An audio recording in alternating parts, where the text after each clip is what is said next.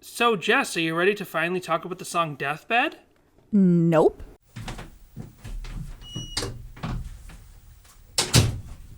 Hello, and welcome to Sadie Hawkins' pod. It's really just me, Danny, right now. I hope everybody enjoyed last week's April Fool's episode. If you did, well, there wasn't a lot of interaction off of it when we talked about Deathbed, the bed that eats. So I don't know if that means everybody hated it or if people silently appreciated it. But it is an actual thing that Jessica and I want to eventually do, is have like a bad movie podcast, and it's called Cinema Cataclysm. We have that idea since before the idea of doing a Relient K podcast. So who knows? Down the line we might do that. But this week we're finally actually doing it, making up for last week if you hated it. We're talking about the song Deathbed for real this time. And this is sort of a part one. And what we're doing in this episode is, as we've talked about all throughout this podcast, despite the fact that this is an incredibly popular song and it's one of Relient K's most ambitious songs, and it's definitely worth a lot of discussion, Jessica really does not enjoy this song, and we've talked about it on multiple other episodes, so I'm sure if you've heard those, you're familiar with her basic points. But basically, this song hits a lot of triggers for her. It fills her with anxiety. We'll talk about it as we get through this special episode this week, but whereas this song might sort of give peace to people who have those same sort of anxieties, they just sort of further trigger Jessica on them. So I think some of our best moments doing this podcast, which isn't something I expected when we went in, was that sometimes Jessica and I will surprise each other with really interesting ideas about certain Relient K songs, like songs that the two of us have known our whole lives, and songs that we've talked about since Jessica and I have been friends and then got married, like songs we've had Relient K discussions before we decided to put it in podcast form. We'll listen to the songs separately as we prepare for a podcast, and we'll make our own notes, and then we'll present them to each other live on mic. And some of those fun moments are when the other didn't have the same thoughts on the song, and it starts to open up further thoughts and open up further discussions. And for Deathbed, where Jessica is already going to be sort of shut off and reserved in terms of talking about this in a regular format episode, that would be impossible to expect that. Like, basically, it would just be me throwing my vague ideas about the song at Jessica and her being uncomfortable about it. So the idea was to open it up first to our patrons. We basically said we want to get a bunch of call-in. It's like a call-in show. We're going to have a bunch of people on the show this week to talk about the song Deathbed with me. And then down the line, not next week, but down the line, we'll eventually do a part two of this where we do our standard Sadie Hawkins pod format, where Jessica and I will finally talk about the song, the two of us, and we'll look at covers and fan videos and all that stuff. But Jessica just needs more time to prepare for that. And hopefully also the conversations that I've had with the 5 people that I'm going to talk to today will also help give me a jump start for that eventual episode. So I've already had those moments of surprise talking to these listeners and friends as they surprise me with their ideas about the song, and that opens up other avenues of understanding that I now have for this song. So first we're going to be talking to Sera, who's actually not a patron. She's not even a listener of the show. And she's not even really a fan of Relient K, but she's a friend of mine that said she wanted to do my podcast. And I was like, okay, what song do you want to do? And she was like, Deathbed, because I don't listen to Relient K, and it's the only song of theirs that I love. And I was like, oh, that's weird. It's the only Relient K song you like. So yeah, of course, we'll have you on the show. Then we're going to talk to actual listeners of the show. We're going to talk to David Ketch. David Dizon. I got his last name correct in the conversation I had with him, so just wait for that.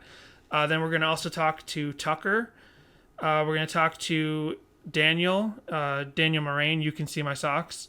And then finally, we're going to talk to Brady. But first, before we get into that, we have a voicemail from Connor. Hey, Danny and Jess, this is Connor, just weighing in with all of my thoughts on Deathbed. I have a lot of them, and I figured I'd just lay them all out there. But as the two of you have said multiple times on the show, I think that Deathbed really is Relient K's biggest step towards the masterpiece of Forget and Not Slow Down. It's like just this big, cohesive story with all the different sections and everything, and I've always thought it's an incredible piece of art. It isn't a song I listen to very often, so I listened to it for the first time in a few years just the other day. And as I was listening to it, I just got like whiplashed back in time to 2007. So when I was a kid, I would just put one of my Relient K CDs in my CD player, and it would just play on infinite repeat until I swapped it out. But 5 Score was the newest one then, so I put it on. I had my favorite songs on it, but I loved Forgiven and Must Have Done Something Right and all of those. But I didn't really listen to it all the way through for a long time. So I remember the first night I heard Deathbed, I was laying in bed just trying to go to sleep when that piano melody first started, and I was immediately like, what's happening? Then Thiessen sang that first line and started sending 12-year-old me into an existential crisis, which in all fairness is a pretty common occurrence for me. But from that point on, I was just captured by what I was listening to. And the first time I listened to the song, I just remember crying in bed because of how beautiful I thought the whole thing was for little Sunday school educated pastor's kid me at the time.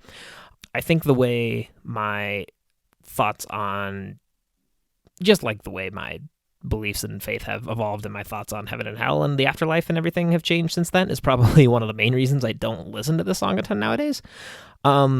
Suffice it to say, this song really has Dare to Share stuff written all over it in some ways, but that's neither here nor there, and I don't feel like making anyone too angry by getting into that whole debacle. But I remember loving this song so much, and I remember making my parents sit and listen to it all the way through because I loved it. And I started teaching myself the piano part and everything, even. And regardless of my beliefs now, I do still think it's a beautiful piece artistically, like from the tonal shifts from verse to verse and Thiessen's lyricism throughout the whole thing. Like the way the bridge comes in, starting with You Cried Wolf, and that's the first real metaphorical imagery we get in the whole song, while everything else has been so like visceral and brutal in some ways. It's just really good writing. And when John Foreman comes in at the very end to sing I Am the Way, it's a really good piece. It's just really good. But so I listened to the live version for the first time recently, which I'm still super bitter about because they didn't play it when the Looking for America tour was in Colorado, but then played it like 2 nights later. So that sucked. But I thought it was really good that they started the song like right on the first verse instead of the chorus, because it makes a lot more sense to do that way live. And as I was listening to Thiessen sing the song that I loved so much when I was younger, I just found myself crying again like I did when I was a kid. There was just so much like sentimental, like, and it's just such, it's like that song that everyone wants to hear Relient K play live, even if they don't necessarily listen to it all the time. I don't know. But there's so many wonderful like pieces of that live performance, especially including Thiessen like actually singing the Plead the Fifth vocal part during that instrumental build before the I Am the Way part. And you can even hear the exact moment that John Foreman walks out on stage because the crowd absolutely loses it. There's a lot of cool stuff in that live performance too. But yeah, I think Deathbed is a great song that I don't listen to very much and probably still won't because I'm not really on the same page with it anymore. But yeah, good stuff. Glad we got around to this one. Love the show. Keep up the great work, and I'll call in again soon. Bye. So thanks very much, Connor, for that voicemail and your thoughts on the song. And with no further ado, let's get... Oop, I hit the microphone. This is what happens when it's just me sitting here at the microphone by myself and no one else. I end up hitting the microphone. Let's get into the episode.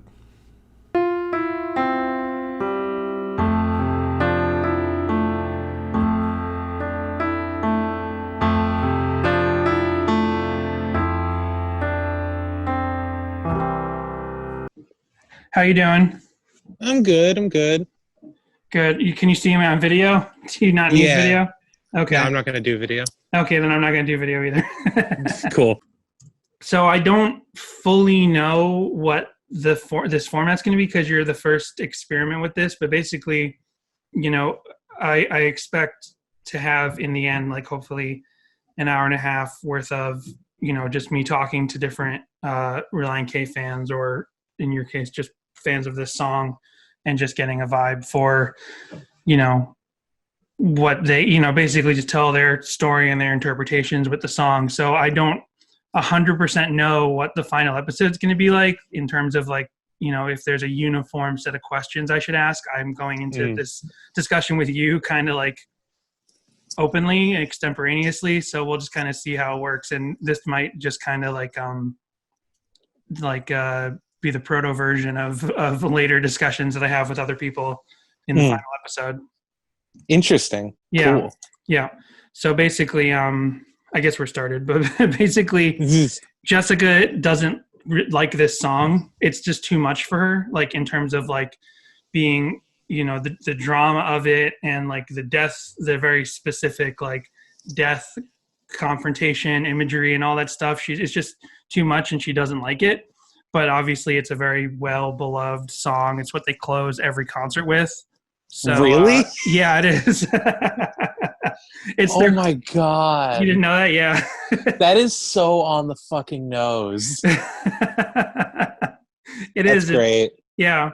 So the idea was, she and I are going to do a regular episode of our show, knowing that it's going to be a lot of her just complaining about the song. Like, we'll go through our regular paces of what we do in a normal episode, but knowing that she's going to be, like, partially shut down. So then I was like, okay, we need some other viewpoints on the song then. So that's why I got this idea to have different listeners of our podcast, or, just people who like the song. And so, so I guess, so everyone knows we're talking to Sera. Did I pronounce that right? I know. We've met once in real life, and it's Sera. And so I tend to say Sera sometimes, but it's Sera. It's either. Okay. So, so we met, like, a bunch of people that I know we met because of the Blink-155 community, and the Twitterverse around that and everything. And we've had conversations about different things. And I can't remember, was it you who said, it was you. You said, you let me know, like, when we do our Deathbed episode, you wanted to be a part of it because you have history with the song. And then you informed me that you're not actually, like, a Relient K fan per se. Not really, no. Yeah. I'm just I don't really, it's one of those things that you don't know. You hear a couple songs randomly, but you don't, like, ever look into it. Right. So how did you learn about Deathbed, the song? So I was given a bunch of music from a cousin. I'm not Christian. My family isn't Christian. We have no religious or spiritual beliefs. But my extended family is quite Christian. And so I learned about a lot of Christian music from them. And I got as well as some close friends from school. And I got a bunch of songs from a cousin of mine of just, like, random things that he liked. And it was alongside stuff like Korn and like Limp Bizkit and stuff. But then in there was this, like, classic Christian bands. 11-minute, like, really weird story song that I gave, like, I loved this fucking song so much when I was, like, 11 years old. For obvious reasons, because, like, when you're 11, you just love songs that are about stuff, and you can, like, you love songs that you can just figure out what it means, Yeah. And I got, like, obsessed with it, and, like, I still listened. Like, I was like really happy to be listening to it earlier when I re-listened to it, because I just remembered all the, like, weird little details of it. I was pretty dismayed to find out that it wasn't a true story. I don't know where I got it in my head that he was, like, singing about his grandfather or his father or something, but it's a totally fabricated story, which I guess is more of a Christian rock thing to just, like, tell a tale, Yeah, probably. I mean, I guess that's like the Christmas Shoes story. Oh, that's not really a rock song, but it's a Christian song. That's not. I don't think that's based on a true story. I guess, like, the Jeremy Camp thing that happened, with his wife and that song and that movie that they came out with where his wife died of cancer. I'm just thinking of like Christian story songs. I guess that's a pretty true story. That's like became a milestone recently for Christian music. But yeah, I guess that is a pretty common thing to have like Christian, like parables basically, right? Like what's more. Yeah, exactly. Yeah. So yeah. But I feel like in regular, like, I don't know what genre Relient. I always call them a Christian pop punk band, but I don't know if like, because the only other songs I know by them are like pop punk songs. Right.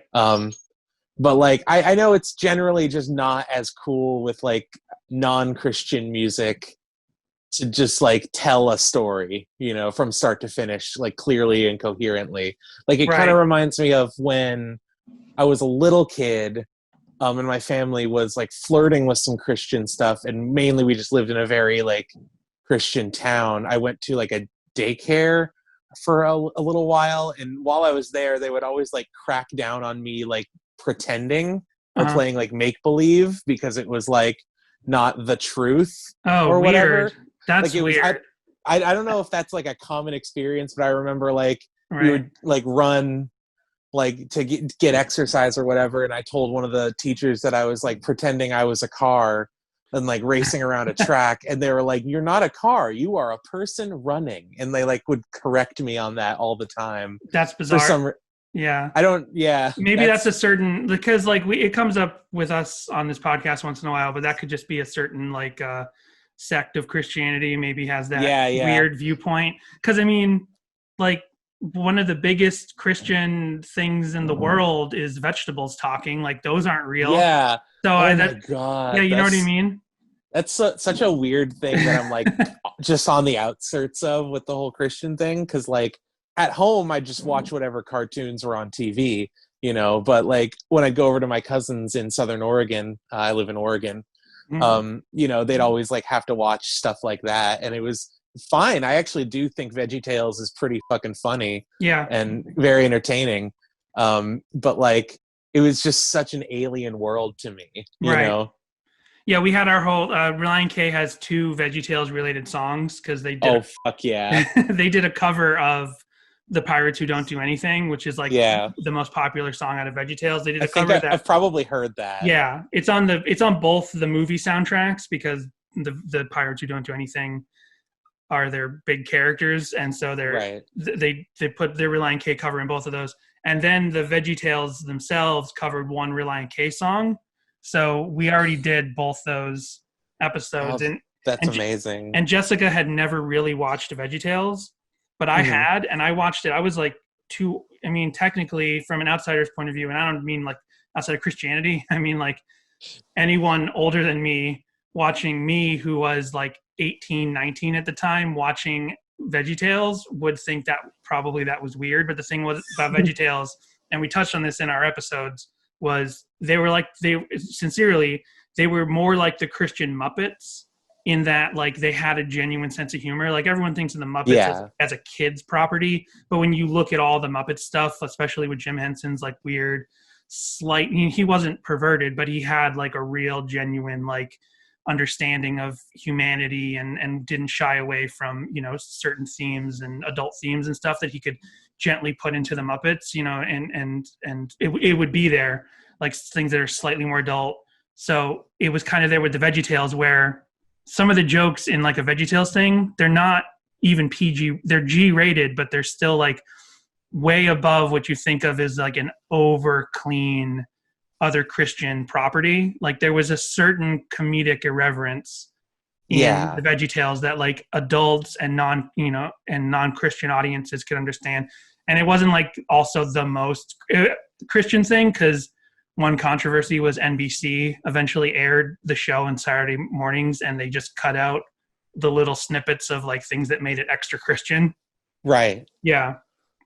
So anyway, we got on that because sorry, I went on the whole tangent. But we got on that because you went to that church. By the way, sorry, there's construction going on upstairs. I forgot to mention that in the episode. But if anyone hears all that banging, someone moved out above us. So another. Oh, same. Yeah, that's exactly what's happening to me. That's why I usually record these on the balcony. Right. But there's like a bunch of people upstairs. I assumed it was the neighbors, but it might actually be the people remodeling. Right. It's been a nice vacation for us because the people above us are on the same pipes. So if we all shower, or if one of us showers while the other is washing dishes, it makes showering a horrible experience. Right. So like now it's like, oh, we got all the hot water for our two apartments and all this stuff until someone else moves in. But now we traded that out for the banging and the dog going crazy because she hears people walking around outside all day. Anyway, so that is strange. I don't know what denomination that church you might have gone to. It might have just been like that one person's like specific read of like something, but just like they didn't. It was fine to pretend when we were in playtime, but I guess the idea that it was supposed to be like reverential running or something. Maybe, I don't know. I was 4. I can't remember what that is a Bible verse that's like, and I don't know it. I don't really know it word for word, but it's like, when I was a child, I had childish things, and when I'm an adult, I put childish things away. It's like, you're still a kid, but it's like playtime, you had childish things, but now we're inside in the church again. So you put those childish things away, and you're saying this to a 5-year-old or something. It's like, yeah, exactly. Be a kid whenever they want. Yeah, I mean, I did it anyway. That was like one of the first times I learned to just ignore authority. Yeah. Was just to like, I just was like, okay, lady, and then just like pretended I was a car anyway. Right. But yeah, that was my sort of introduction into Deathbed. I still think it's pretty good. It's like, I kind of agree with your wife in that it's a little much because there's so much going on. Right. And it's knowing that a lot of the justifications I had of it was the misunderstanding that it was a true story, and like learning that it's not a true story makes some of it like a little tropey and kind of like, oh man, this is really like a TV episode set to a song. Right. But it's still really good, and I fucking like still end up like getting super, I wouldn't say emotional, but just like nostalgic when it gets to the like Godspeed You Black Emperor part at the end. Right. Like the big ascension or whatever. Yeah, I agree with Jessica as well in that, like, it is a little much to confront. I understand why, because it's not even necessarily a Christian specific thing to confront the idea of death this directly, to be like writing about the moment someone dies in work. I mean, like every Metallica song is basically about that. You know what I mean? Exactly. So it's not a Christian specific thing, but I am so familiar from different churches that I went to. And part of my background is like, I went to a number of different denominations throughout like my teen years, but they were all, my experience was always, it was like, not to say liberal, but slightly less like staunch conservative churches that I went to. So like, I never felt stifled by like, in different churches that I went to by like, really strict Christian thought or really strict thoughts on media or imagination or whatever.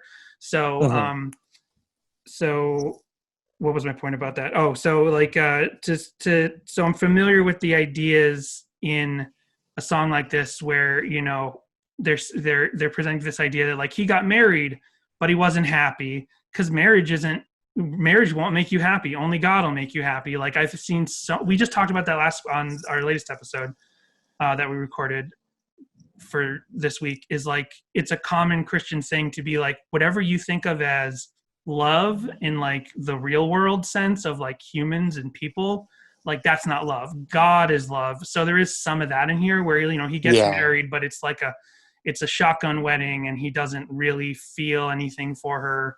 And, he gets drunk and she's telling lies about, what he went off. No, that's his parents.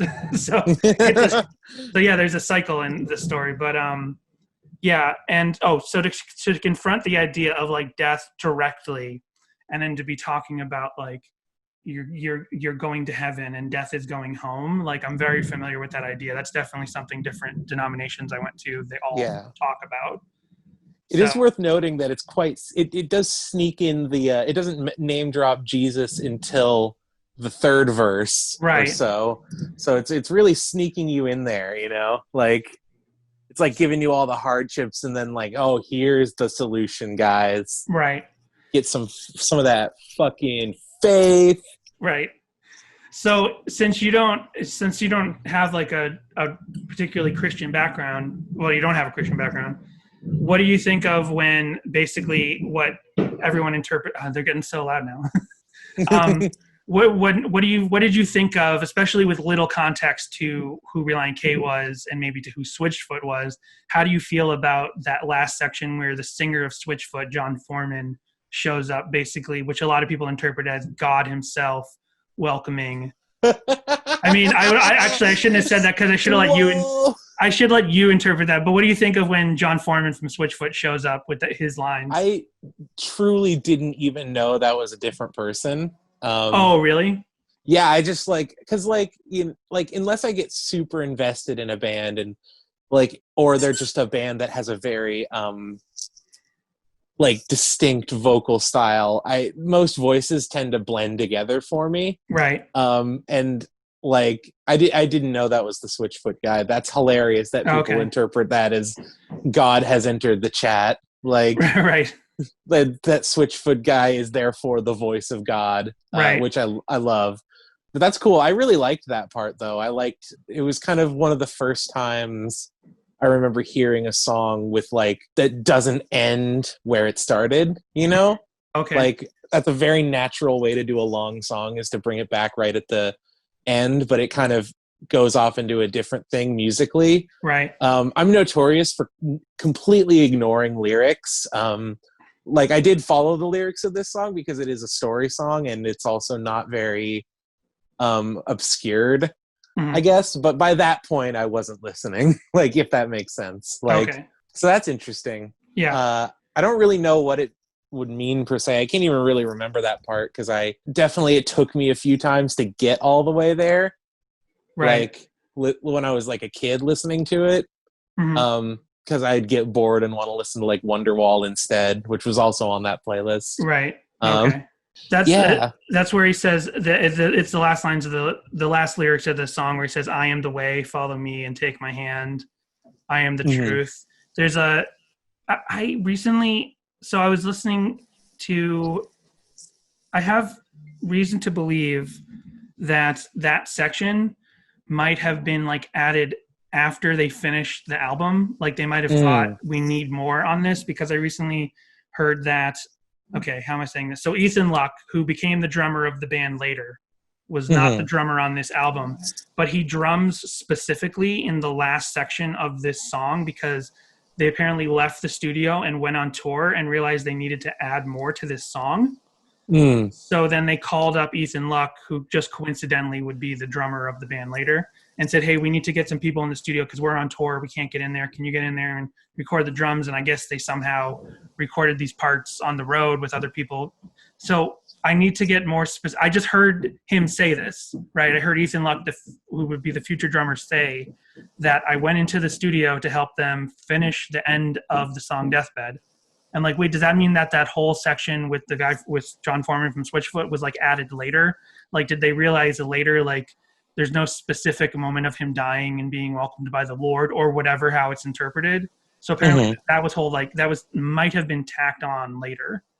Oh, yeah, that's cool. I never even it's such a clean production that I never even thought about what it must have been like to put this together. Right. Are there other heavy piano led Relient K songs like this, or is this just a kind of an anomaly? Well, I'd have to think about it now because I don't know about piano led, but this was a point in their career where they became a 5-piece because they they specifically wanted Matt Thiessen to be able to play a lot of piano on songs, but I can't right now think of other songs that are piano led. They were doing a lot of piano at this point, and I never knew about this until we started doing this podcast, but a lot of people compare this era of the band to Jack's Mannequin, which is the big side project of the guy from Something Corporate. So so people were like, this era of Relient K just sounds like the guy from Something Corporate. Well, then I found out later that Matt Thiessen and that guy from Something Corporate worked together on that Jack's Mannequin album. So it kind of makes sense that like this is a thing he was doing with the Jackson Mannequin guy, and he was doing more piano stuff for Relient K. So this was basically a thing that was happening with the band. But then this is like their big it's their big complex song with a lot of piano and all this stuff. And I just don't know if there's any other piano-led specific song. There's a lot of piano covers on YouTube. I imagine. So yeah, it's definitely interesting. It stood out to me at the time. I really like the chorus a lot. I think the chorus is really strong, and I like that they play it a few different ways too. Yeah, that's very There's so many different. I never thought about it the way you said that, but I'll remember that as like how it doesn't end where it begins. Because so many other pop songs, there's just like pop songs are just circles. They just keep going around and repeating the same parts. Like only another song I can think of that doesn't do that is like "Paranoid Android" by Radiohead. Like how that was at the time. Like there's no repeating verses or choruses in this entire song, and it's on the radio. That's amazing. It's like I guess it's amazing, but like try stretching "Paranoid Android" out to 11 minutes and making it making emotional. it about God. Yeah. I mean, it's basically I think part of it feels a little cheesy too, I think, with the how it starts off in sort of this kind of like, it's got like a heavy swing to it, so it almost feels like it's trying to be like music that would accompany this guy throughout his life or something if he was born in like the 40s or whatever. Like it's got this kind of swing to it, in this like there's a few different like instrumental shifts. Like there's a part where accordion and some like mandolin comes in or something. Right. Like, and then there's like an electric drum beat when things start to slow down and he's getting ready to die. Oh God, I forgot. There's like there's like a Linkin Park drum beat as he's like accepting death, and I'm like, that's great. Yeah. There is so much. That's another reason why I got to do the episode this way, is because there's so much going on in the song. It's like I forget to mention little things in short songs, like, oh, I forgot to talk about that chorus. Oh, I forgot to talk about that, breakdown or something that's in a song. And I'm like, there's no way I can hit on every single movement in this song without having multiple conversations about it. Right. So so it's funny that you thought it was a true story. I also learned recently that he was basically the impetus for this song was he was going to write it about himself and like sort of, I guess, what's the word? Not pontificate. That's kind of a negative thing, but basically like think about, like reflect through a song on what it'll be like to die. And it was going to be from his own point of view. But then he realized, I guess in the end, like that seemed a little too dramatic, or that seemed a little too, it didn't make sense because he is technically alive, when he's writing the song. Right. So he made it from the point of view of a fictional character. And then there's been all this talk about they've tried to make like more things about this particular guy. Like they wanted to make a movie, or they wanted to do like other projects like on this story. And yeah, I've never really, until this podcast, I never spent a lot of time with this song. I probably heard it a handful of times from the time. And I've listened to Relient K forever. So this album came out, and this was one of the first albums I didn't buy right when it came out, not because I didn't want to, but because I was really busy in life. So I kind of like downloaded the songs I wanted and things like that. So I never like spent a lot of time with this song at the time. So I'm spending more time with it now. And my thing about it is like his life story isn't that impressive to me overall. Yeah. Like the nice, beautiful part is, him coming to reconcile the mistakes he made in his life and everything, but the mistakes that are detailed out in his life aren't like, they're not specific enough as a story. Like they are kind of cliche. Like he gets married, but he doesn't really love his wife, and he gets drunk and he smokes too many cigarettes and he gets lung cancer. Like that seems like a very cliche story. It's the last half of the song that gets very emotional and very specific to what I think Relient K is capable of, but that whole build up to it. It's like it's a very, and this is like a weird complex issue with like Christian art, is that like it's really hard to explore the darkness that someone might actually be running from when they run towards the light, you know? Right. Like, this is about as dark as you can make a Christian thing and have them still accept it, you know? Right. Yeah. Like, and that's really sad, you know, because it could be like there's so many more things that could happen to bad things that could happen to a person throughout their life than like becoming an alcoholic and divorcing your wife, Right. you know? Yeah. And maybe those details are in the expanded story, which they've yet to do. Oh yeah, I can't wait to talk about his like. I don't even want to make a joke. Right. It's too dark. Yeah, Like, yeah. I know. Like, it would make it totally unpalatable to like really talk about some serious it would be problems. like it would turn into like the Christian Mountain Goats album that I can't remember the name of. Oh, okay. It's just like super fucking like it's about like recovery, but it's also super fucking dark. Right. And like yeah. And like in the true darkness, like talking about being like a drug addict, like riding in a van and sleeping in abandoned churches and shit, like, right. and all this fucking shit.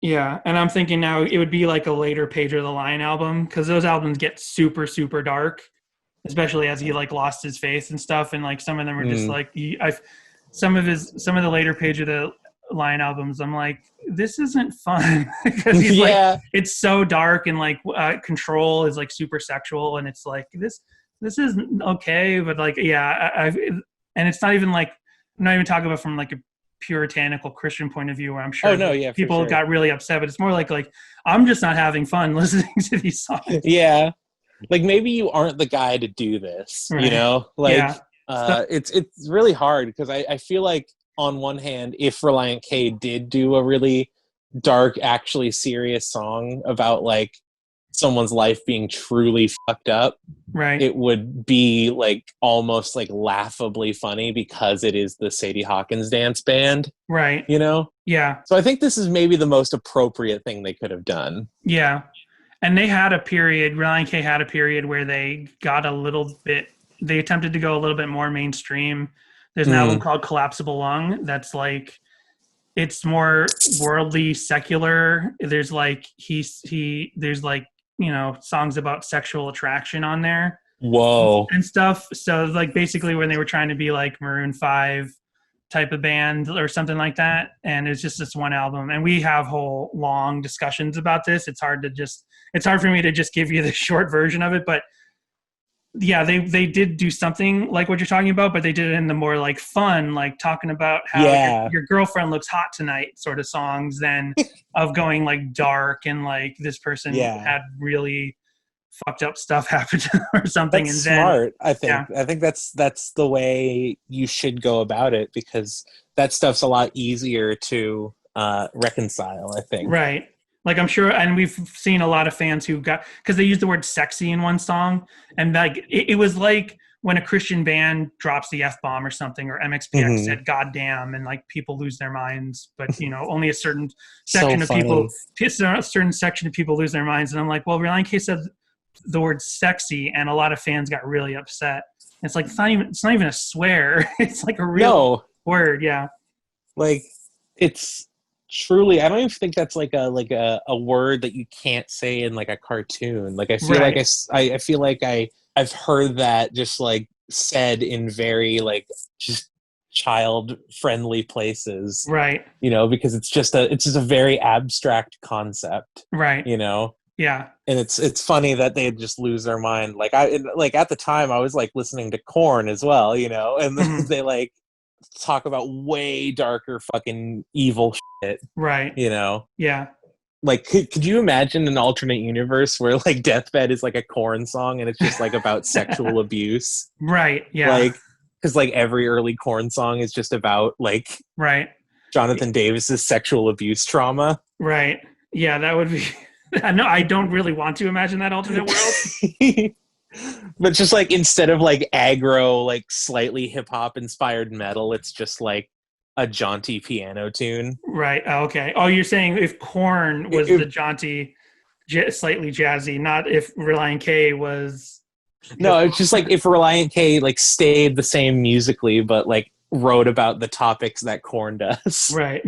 That'd be fucking weird. That would blow a lot of people's minds. So did you have any, I think we covered it pretty well. Do you have any final thoughts about Deathbed or Relient K? Are you looking to get into more Relient K? Can I recommend anything to you?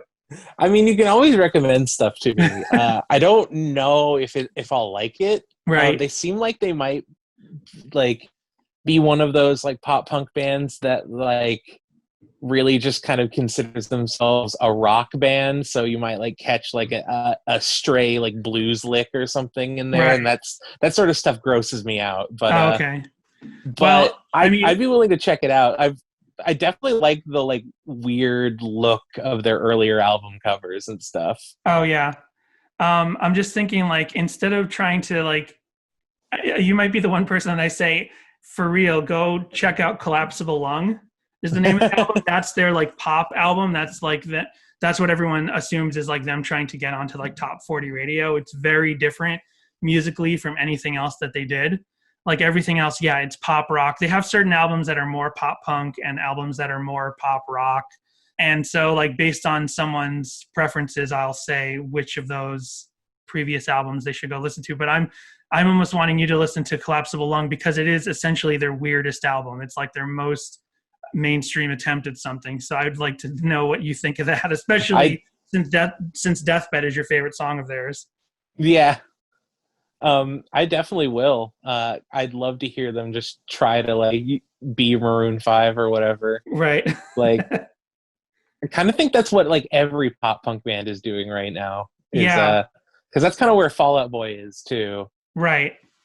Yeah. And I learned that like A Day to Remember did a song with Marshmello, and it's like all dancey and bright and happy, and that's fucked up. And it's like, but like they're a hardcore. Well, I mean, they're like a pseudo hardcore band, and they've got like an and they play it live apparently, even if the Marshmello guy isn't around or anything. They just play it on their own. I'm like, what? It's like that's so bizarre. That is very strange. Because it's almost like you could say if you're a pop punk band, you just take the like punk part out, and now you're a pop band and you do a couple pop songs. But if you're like a pop metal, if you're a pop metalcore band, it's so much stranger to do that to me to do that sort of thing. Yeah, totally. I guess that's like another thing that's happening a lot too. Like I feel like I keep hearing about sort of alternative press type bands like doing like trap songs now. Okay. And shit. Yeah. So that's definitely interesting. I'm probably gonna just go listen to more. Like I'm gonna try to find the other songs from that playlist too. Okay. Because there was other Christian stuff on there too, like 1,000 Foot Crutch and shit. Like some real like bad Christian new metal. Okay. So I'm into that. Cool. I would love to know whatever songs were on there. I can share them with everyone. And I've come across different like CDRs that I made that like some were like specifically Christian because I could safely take them on like a youth group trip or something. And oh yeah, for sure. If the pastor grilled me on what I had in my CD player, I'm like, no, it's all Christian. This is all Christian music. Yeah. So oh yeah. Yeah. So thanks so much for sharing all your insights on this song, all your thoughts on this song. Absolutely. Yeah. Cool. Thanks. From there it's your typical spiel. Yeah, if life was a highway, I was drunk at the wheel. So next we're joined, next, I don't even know what order I'm going to edit these into, but here we are with David Ketch. And I guess we always say David Ketch, but that's not your last name. It's like your internet name. Yeah. Yeah. So we got locked into calling you David Ketch because that was your internet name when you first started interacting with us, but it's Dizon or yep. Dizon. Yeah. You actually got it right the first time. Not Good. A lot of people get it right the first time. So. Okay, cool. Yeah. So like anyone, whatever internet name we lock into when we first start talking to someone, that's going to be their name for a while. So, that's still what we call you, but, so you're on Patreon and stuff, and you've been interacting with us from pretty much from the beginning of the podcast. So it seemed since, like the Forget Not Slow Down episode. Oh yeah, that's very early. Okay, because that was still when we were doing like the first tracks on different albums. So that was in the first 2 months. Yeah, cool. So I guess before we get into Deathbed, like tell us about your history with Relient K. You've told us a few things. You leave us voicemails, but just remind us your history of like getting into Relient K and then maybe leading up to when you first heard this song. So that's actually pretty interesting to me still, how I got into Relient K, because my friends always used to play it in the car when I would ride with them. And I was like, who is this? And they're like, it's Relient K. But I never really had interest in them when I was riding in the car with them. And so, you know how on Spotify it has like new music or whatever, like a playlist every Friday. Right. And I was just playing that playlist once, and I think it was Sera, and I heard that song and I was like, what album is this on? I want to listen to it. And then it was Forget and Not Slow Down. That's why Forget and Not Slow Down is my favorite album. Okay. And so that song has been on my gym playlist since I first heard it like 3 years ago. I just listened to that album because I really liked that album. And it wasn't until I saw you post something on your MXPX memes stories on Instagram. And you said you were doing a podcast with your wife, which is Jess. I checked it out and I was like, okay, cool. I was like, this is pretty cute. A couple doing a Relient K podcast with each other. Nice. And so I got into it, and then I just listened to every episode before that episode and then after that episode. Okay. And here we are. So maybe I knew this, but you weren't listening to like too much Relient K until around the time you started listening to our podcast? Yeah. Okay. So it was just Forget Not Slow Down and K is for Karaoke. Okay. Those were the only two albums. Okay. All right. I think I did know that, but I've forgotten. There's too many people and too much information and stories that I've heard. So, and I forgot to mention there's construction going on upstairs still. So that's going to be like a theme probably, because that was in another interview we already did for this. Oh. I can't hear it. So. Oh, okay, good. So what are your thoughts then on Deathbed? Like, when did you first hear it? Did you hear that recently?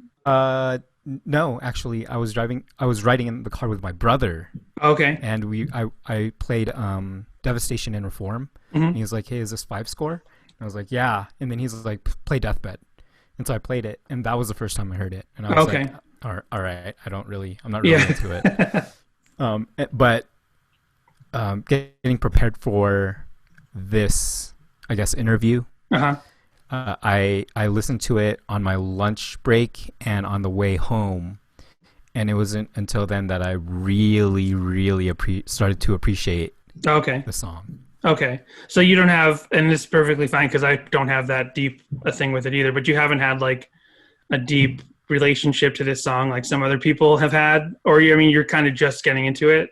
Is that accurate to say? Once I started realizing what the song was really about, I was like, this is pretty deep. I really, really like this song. So what do you feel like the song is about, and like what kind of thoughts have you had listening to it?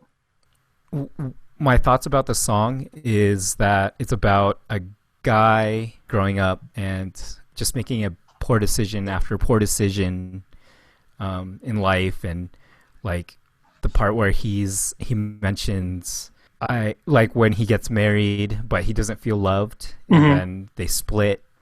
I actually really appreciate that analogy that he uses, the bowling analogy. Right. And so like thinking about that, like he says it's a 7-10 split, thinking about what a 7-10 split is, you hit 7 pins and then there's 3 left. And then after he says that, he says, my wife left with the kids, and I would imagine that the 3 pins left were his wife and his kids. Right. And I was like, that's pretty cool. Yeah. That is a very good, I didn't realize that. That's cool. Yeah, because like a 7-10 split, aren't like the pins are like as far away as they could be, so maybe there's also an analogy in there. Yeah. Right? Yeah. Yeah. Interesting. Okay, cool. That's a perspective I haven't thought of before. That's neat. Yeah. So did you have any other good like analysis of the lyrics? Because that's one I hadn't heard before. I don't know if that's, I haven't done? I haven't gone into like Genius or anything like that and like looked closely at those kind of analysis of the song and the lyrics. I've just basically listened to it over and over and just gotten my own ideas on things. And but that was not one. I never thought of there being additional like metaphors and stuff like that in there. Did you have any other things you noticed about it? Not really. No. I thought that But that's was a pretty good one. interesting. And That's a pretty good what- one. Another thing I love about the song is the resolve. Like he's on his deathbed, he's about to die, and like he cries out to Jesus, and Jesus is talking to him at this point. And he realizes throughout all his mistakes and throughout all the decisions that he's made, all the poor decisions that he's made, like he was loved. Jesus still loved him Right. throughout all those things. Yeah.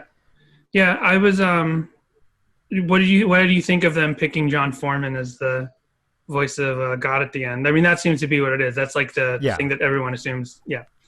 Do you like Switchfoot at all? Do you listen to them? Because I can. Yeah. Actually, so this is a side note, anecdote. I used to work at a radio station in the Philippines when I used to work out there. Okay. And I got to actually meet Switchfoot. Oh, nice. And John Foreman is actually pretty chill dude. I liked him when he was pretty chill when I met him. Mm-hmm. But I think I don't know why they chose him. I mean, he has a good voice. Right. But and it always seemed like the ties between Relient K and Switchfoot were pretty strong, but they had never really had a collaboration that obvious before. You know what I mean? Right. Like in terms of like actually having him on a song. And there must be some Matt Thiessen song on There must be some Switchfoot song that Matt Thiessen's in that I don't know about. Because my thing with Switchfoot is like, I definitely like them and I've seen them a bunch of times at festivals and not opening, but like gone to shows that they play at because there's other bands I want to see. But like, I'm on equal footing with Switchfoot as I am with Jimmy Eat World, where it's like, oh, I like both bands. I'll listen to both of them, but I don't like think about them all the time or think to go listen to them or know all their songs or albums back to back. So yeah, for sure. Like Switchfoot isn't really a band that I listen to as much either. Right. Yeah. It's almost from doing this podcast, I've had to listen to more of them because more than just the hits, because I'm like, well, Switchfoot's so tied to Relient K, I feel like I have to know stuff like that. I've been listening to more Goatee Records releases as well, trying to get a sense of the history of their whole thing. So I guess I'll also ask you, like, how's your 2020 going with like COVID and with pandemic and stuff? Because especially like nowadays, I feel like some of the stuff that's going on this year for a lot of people, for the world, maybe this song is speaking more specifically to those things. Like the meaning kind of transforms a little bit, although I haven't delved that deeply into seeing if people have said that. But I'm just curious, like, how your pandemic has been going. I mean, I've been going to work every day. It's like it's just a normal year to me. Yeah. I haven't really had a quarantine because of work. Okay. So. Yeah. Do you have to work with a lot of people? Not really. Okay. There's only like 5 of us in the warehouse. Oh, okay. That's good. Yeah. I mean, everything was pretty much the same for me, except like I work from home now, but everything else is, I just don't commute or anything. Josh on Twitter the other day, he said, like, can Relient K play this song live anymore? Since, it doesn't seem like a song and this is something that Jessica's, or at least not close every show with it. This is something, Jessica's always felt like it's like it's too much for her to confront like some of the themes that are so heavy in this song. But now you've got a song that's specifically about a guy with a lung-related disease. He gets lung cancer because he's smoked too much in his life, and that's what COVID's about. So that came to mind recently. How do you enjoy?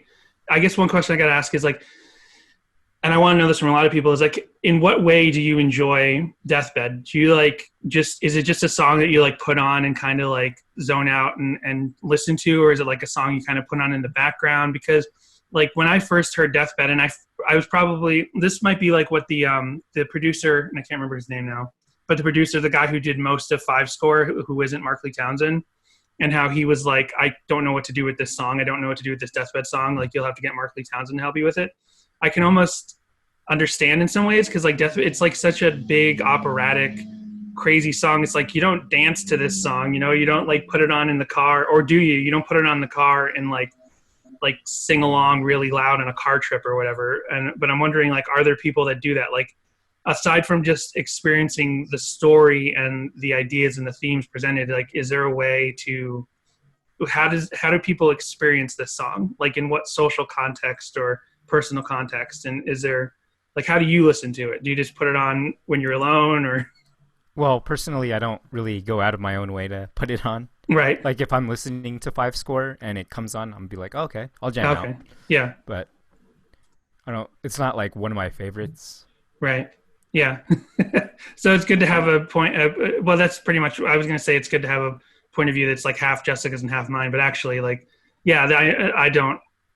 I like this song. I do like this song a lot, and I like the fact that it's long, and I like the fact that it's like big, and it's something that they reached for this like new kind of goal and what could be a Relient K song.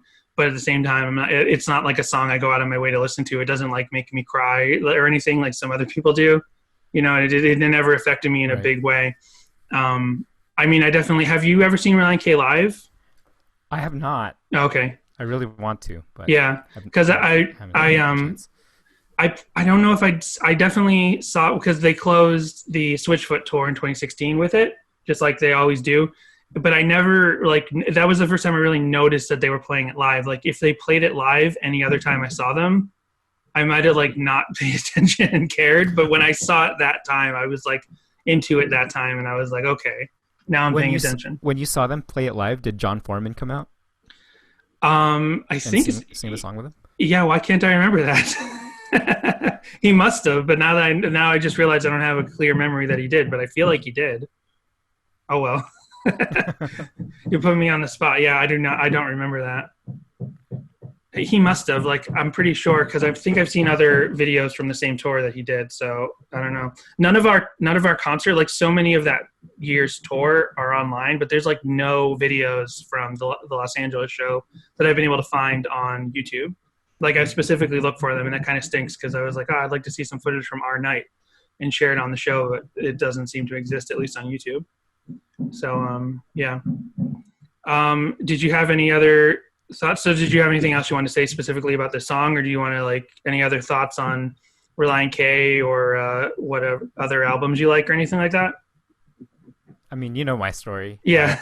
I really like Forget Not Slow Down. Right. I just got a new car, and I had a Forget Not Slow Down sticker, and first thing I did was slap that sticker oh, nice. on the car. Cool.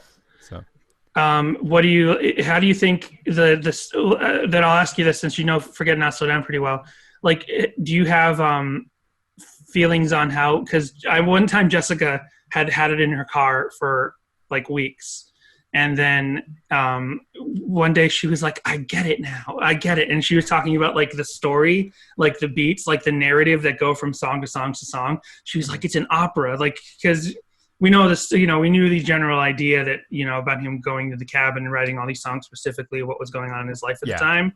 But after Jessica had it, like, stuck in her car and she listened to it for weeks, she was like, she was like seeing the threads of, like, this song leads to this song, and this emotional beat goes to this song, and all this stuff. So it's like, so have you ever noticed that about Forget Not Slow Down? Do you have any thoughts on that? Like, have you thought about how songs connect to each other, or do you just kind of, like, love the music specifically in that album? It's more of loving the music, but I did realize, like, why he wrote the album, right? And, like, why they arranged the album that way. Mm-hmm. It's telling a story of, like, Forget Not Slow Down. The first song is telling them or telling us why the album was written, and then the second song just lets us know that, you know, I don't need a soul, I'm okay, and then Candlelight is just him reminiscing, right? I guess. Yeah. And, like, it's just every song on that album is about one specific thing. Mm-hmm.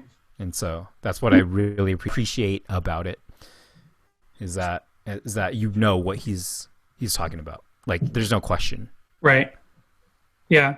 I was just thinking about it now in terms of this song specific, of Deathbed specifically. It's like, I wonder if it seems like it seems like maybe another artist would have gone in the opposite direction of like do a big story album, like an album that has a strong like narrative thread that goes from that has like character arcs and stuff. And then after you've like successfully done that, then do a big operatic 11-minute song, 15-minute song that's like, you know, basically does the same thing in one song, but he kind of did it in the opposite direction. So I'm wondering if Deathbed possibly achieving that at that point in their career then makes, you know, an endeavor like Forget Not Slow Down to tell one specific story like a little bit easier, because there's like mini songs within Deathbed, you know what I mean? Yeah. Like, so it's like, I wonder if it could have Deathbed specifically led to Forget Not Slow Down. Like, I mean, obviously they're like the album right after each other, but it's like, I wonder if the success of creating Deathbed and writing it and getting it done in that way then leads directly to like the artistic ability that they have to write an album specifically like Forget Not Slow Down.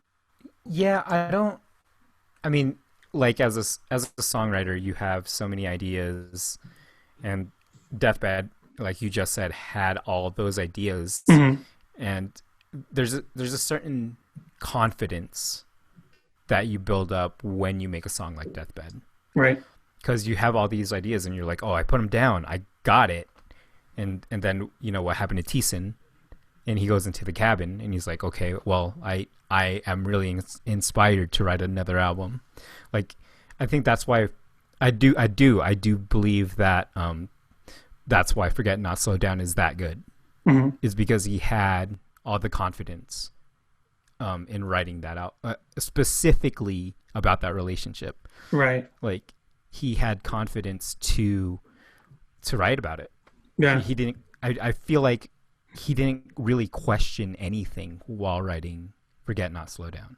Yeah, yeah. And there's one interview I saw, now that I'm thinking of it in this way, where Thiessen talked about Deathbed, that it was originally like, as the first idea of the song was he was writing about his own death, like, but in like a speculative way. Like, he's basically writing like a fiction story about his own death and like confronting it and stuff. But then, you know, he realized it was too much. Like, as much as Jessica doesn't care for the heavy themes in the final song, she probably would have hated it even more if it's like just told from the first person of the singer. But since he like changed that, I'm wondering, it's like the idea of writing a song as complex with as many ideas as Deathbed, and then he goes, I can't do this from my personal point of view. I have to create a fictional character in order to confront this. And then he confronts it with a fictional character, all these very heavy themes about directly confronting death and like the mistakes in life and like, you know, coming to God and knowing you have grace for all the bad decisions you've made. And then after having done that through a fictional character, he then has the confidence from a writing point of view, from a musical point of view, to do the same thing now for his own life with Forget Not Slow Down. And like you said, like, he seemed to have this confidence going into Forget Not Slow Down from a musical standpoint of like not questioning himself on what lyrics were best and stuff. And then like, so I'm kind of thinking like we get Forget Not Slow Down the way it is because he kind of built some of that foundation artistically for himself in Deathbed, like going through a fictional character's life and now going even further into it. You could almost like, you know, if Forget Not Slow Down wasn't fiction, or if Forget Not Slow Down wasn't a true story, or if Deathbed wasn't fiction, you could almost like put them together in like in a way, you know what I mean? They could almost be part of the same story. You could almost like reconfigure them to be part of the same narrative, like how people have done for Collapsible Lung being a sequel to Forget Not Slow Down. Yeah. Right. So anyway, sorry, I just pontificated there, but did you have any final thoughts on Relient K, Deathbed, Forget Not Slow Down, anything? No. Okay. I mean, it's like I tell you sometimes, like when I listen to the podcast and don't like a song, I listen to you guys your takes on it, and I'm like, okay, this is actually pretty good. Like, I like it more. And like how you guys at the end of the episodes now ask each other, do you like the song more, less, or like no difference? Right. I think for this song, I like it more. Okay, good. So, Cool. by the way, sweet Animal Crossing shirt. Oh yeah, thank you. I got this at Walmart of all places. I go into a Walmart like once a year, and I just went in and I'm like, oh my gosh, I got to get that shirt. Cool. Well, thanks very much. Thank you. Yep. You love that lamb with every sinful bone, and there you wept alone. Your heart was so contrite. Yeah, I just forgot to hit record, but there we go. Okay. All right. So we missed all that, but yeah, how are you doing? Good. Good. We had How some are technical. you? Good. We had some technical difficulties connecting just now. I'm speaking with Tucker. So sorry I had you waiting earlier. I just had to go. I barely ever have to go into the office anymore, but today was like randomly a day when we scheduled for us to be talking like 3 hours ago. So how's it going? Oh, pretty good. I guess I'm always a little nervous video chatting, but that's okay. Oh yeah. Did you want to cancel the video? Did you want to block the video? I've done that with one person already. They were like, I don't like the video. Oh, it's okay. I mean, Okay. like you're just, I guess just so I know, like you're keeping the audio, right? Yeah. You're not like. Yeah, I'm not going to put a video version together because when we do our wraparound segments introducing each person's segment, we're not going to do that on video. So it would be weird to try to put together a video version. I guess to get started, how did you get into Relient K, and then at what point did you discover this particular song we're talking about today? I think we probably started with the Pirates Who Don't Do Anything cover. I would imagine. Okay. I wish I would have probably asked one of my siblings. They probably would remember a little better. Because I know we knew Pirates Who Don't Do Anything and then Be My Escape from like one of those WoW hit collections or something. And then somehow it got brought up to one of our uncles, and then they started listening to Relient K and sent us CDs. Okay. So yeah, one of the CDs we got from our uncle was Five Score, along with like self-titled, Two Left, and the Apathetic EP. Okay. Those four were the ones he sent. And yeah, so I guess it's always been Five Scores feels like about the oldest Relient K that I remember listening to. Okay. So because I'll admit that when Five Score came out, and it sounds like, so you probably got sent those CDs around the time that Five Score was probably new. Like we're talking like maybe 2007 or maybe 2008 too. Okay. Yeah, 2007, 2008. It Okay. would have had to have been pretty new. Because Okay. I know I feel like we knew what Relient K was like when Bird and the B-Sides came out. We didn't get it, but I feel like we saw it like in like Christian bookstores and stuff.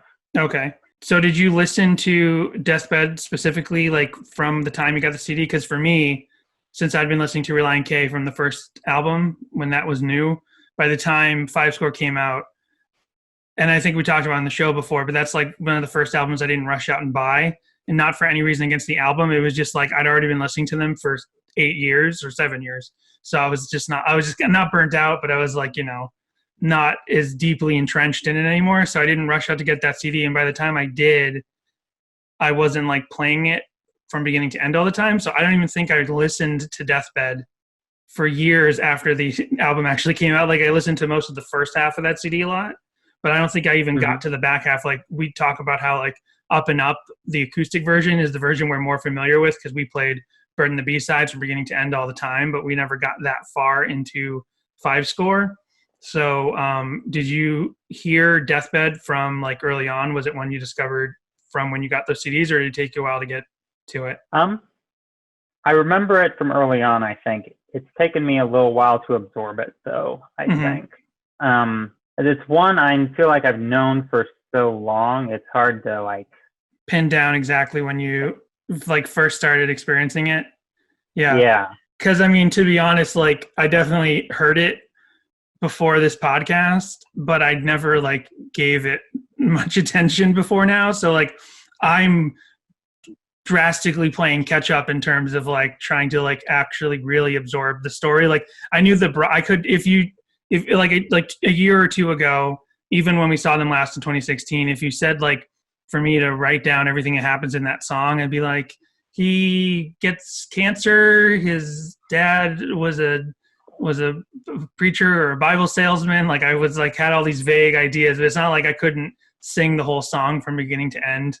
And I have a little bit more of a it's I remember more of it now, but like I couldn't possibly like sing most of the lyrics. So and that's part of the reason why we're having lots of other points of view on this song, is because this is like one of their biggest songs, both like in terms of size and scope, but also for its like cult following within Relient K fandom. So that's why I wanted like other people's points of view on it as well, because we're poorly equipped to like fully discuss this song.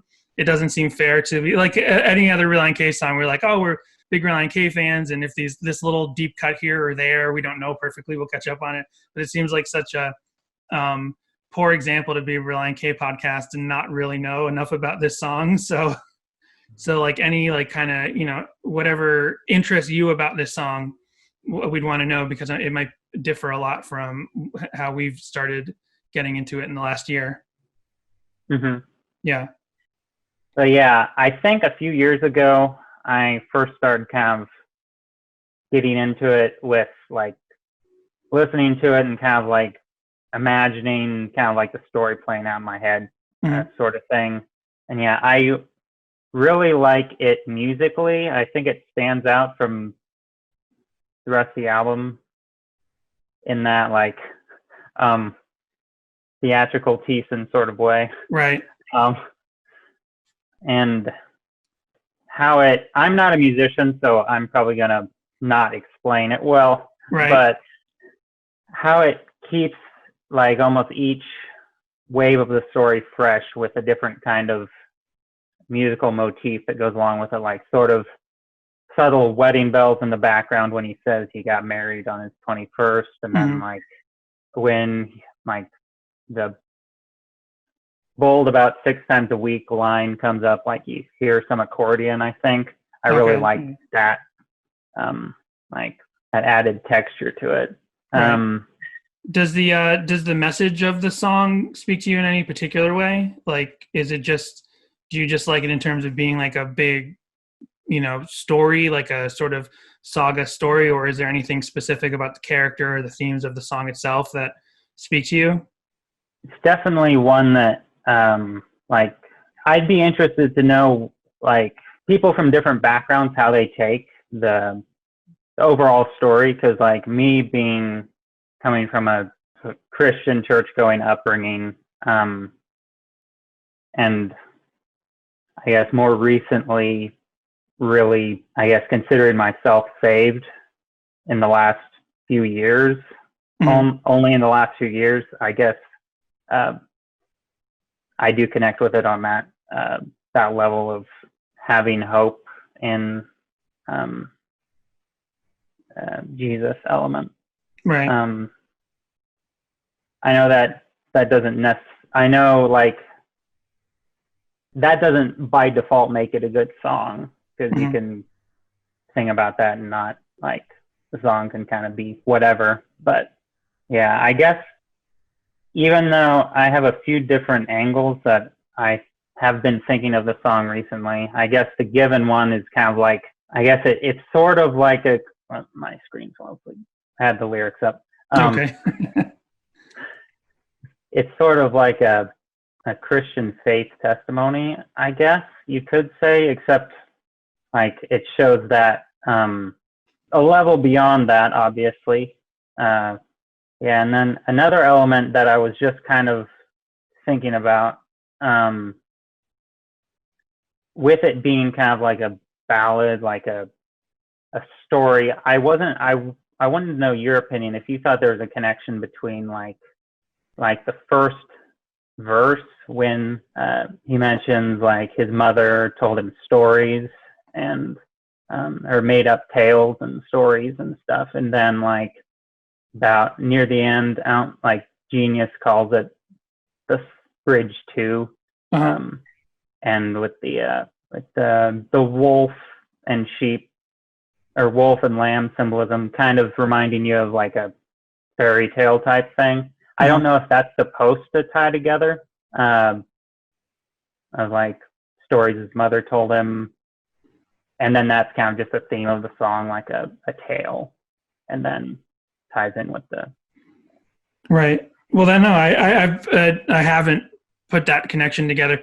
Someone, David Ketch, when I was talking to him about it, there's like, I guess there's like all this symbolism, and you kind of possibly connected another one, because like, you know, I'm only just delving into the song, and it seems like it might be so dense in that way that there's like little mysteries and things you can uncover. So that's a perfectly like possible thing to think, like his mother is telling him stories when he's a kid. And then, yeah, Bridge 2, I'm looking at it now, but to connect that back to like the kind of stories you tell kids, you know, especially in the time and the setting of this story, like in the early 20th century, to be like possibly bringing to the idea of like fairy tales that involve wolves and monsters and stuff like that, but also tying it to like, you know, the Lamb of God and symbolism like that. Like that's entirely possible. David Ketch had mentioned that the bowling thing, he noticed this one, that when he talks about bowling, when he sings about the going bowling and there's a 7-10 split, how like the 7-10 split is like the pins are as far away from each other as possible, and that's what his relationship was like at that point. You know what I mean? Like his relationship with his wife, it's like he's as far as the 7 and the 10 pin in a 7-10 split, because all he's doing is bowling all day and not spending any time with his family. And like I was like, this is why this is why I wanted other people's points of view, because like I'm not gonna be able to figure out all of those symbolisms and stuff. So that's possibly a pretty good call to say, like, his mother tells him all these stories of, I don't know, like as I've gotten older, everyone has nostalgia consistently. Like I don't think there's anyone who like can't have nostalgia, even if you hate it, even if you get nostalgic and you reject it and you despise it. But to think like, you know, as you get older, you think more and more back on your childhood, and you see little connections to things. And as people, you know, as you have your own family and children, and you start to like recontextualize things from your past, from your childhood that you understood then, and you recontextualize them as an adult, this idea of like possibly like in this second bridge, like connecting that thought as he's getting older, as he's getting ready to die, and thinking about his mother telling him stories. And then there's this Bridge 2, which that I think is very possibly like deliberate. And if it's not, it's like it's definitely something he could say in hindsight was deliberate. Yeah. And I was curious, in your deep dives, I wasn't sure how much of an episode you were going to have with Jessica. Right. But we'll try to do like, I haven't done, because like we're doing this like 4 or 5 weeks out from when the episode will air. So we haven't done like an actual, like, I've done some research in between other songs and found interviews with things like talking about how, you know, there's more to the story than is just presented in the song. And they talked at different points about like other media for this story, like either more songs or like a full album of just this story, or doing like a movie or doing some sort of written thing. Like, so I'm familiar with some of that stuff, but I haven't done the kind of deep dive yet that we would do on any other song, where we're like really looking for everything we could find. I did just find out, and we've talked about this before, but Jessica's the one who was like, Sleeping feels like a pseudo sequel or like a retread of Deathbed, but like a shorter one. It's like the air for Running. Yeah. Sorry. Running. Sorry. Yeah, you're right. Okay. too many songs with that same motif of the ing and the G missing. So Running. Yeah, that's like. We always felt like it was I thought it was like a spiritual sequel. Like, here's the same basic idea of like a story song from the past, and like, but it's much shorter. It's only like around 4 minutes. But it turns out it actually, I guess, is set in that universe. I didn't know that until I looked at the Genius page and I saw that there's a particular line that like it's his son or something I guess, or it might be his grandson of the original guy from Deathbed or something like that. That's really genius. There's one particular line, and then it quotes an interview with Thiessen that I didn't like click through to look at yet, but I will eventually. It just takes so much preparation for the song, but I guess Thiessen was even like not fully crazy about the idea of making it obvious that this was. He didn't want to throw that line in where the character from Runnin', directly references the character from Deathbed because he didn't want it to be too obvious, but then they ended up going forward anyway. That's what Genius said anyway. So, yeah. Yeah, that's interesting. I don't know if the article you hadn't clicked through to yet was the one I was reading, but no, there's an article, a pretty in-depth article with chorus.fm that talks more about that, and it's pretty interesting. Okay. Because like I could understand, like, I guess thinking about Deathbed's place on 5 score. I always didn't have like a whole lot of a issue with it being included on the album, because like I know you guys have talked about wondering if it should have been better as a standalone story. Like, I guess I'm glad that even since they couldn't have the full concept album, I'm glad it had a home on 5 score, so it got that recognition. Yeah. I don't know how good like attraction it would have gotten in 2007 or whenever it would have been released if it was a single. Yeah, but probably not much. I mean, I don't begrudge that it's on there. I just like, especially from my history of not paying attention to it for several years after that album came out, and in Jessica's particular point of view where it's just like thematically too much and she just doesn't like going on that journey, like in terms of like confronting those sort of stark themes and stuff. I don't begrudge that it's on the album, because at the very least, like traditionally, like I said, like Up and Up, like when you Up and Up feels like a closing track to a more traditional rock album, and then there's this extra thing on the end. It's almost like it's a bonus, or like it's like a like a side B or side C or something that's kind of tacked on in a way. It doesn't feel like, it's hard to feel like, for me it's hard to feel like it's part of that album, but it does make sense for this being a song that gives a lot of people hope and is a lot for people to like delve into and think about, that it was on what was for them like a pretty big album, and to have it on there so people can skip it or people can actually get into it. And that probably helps.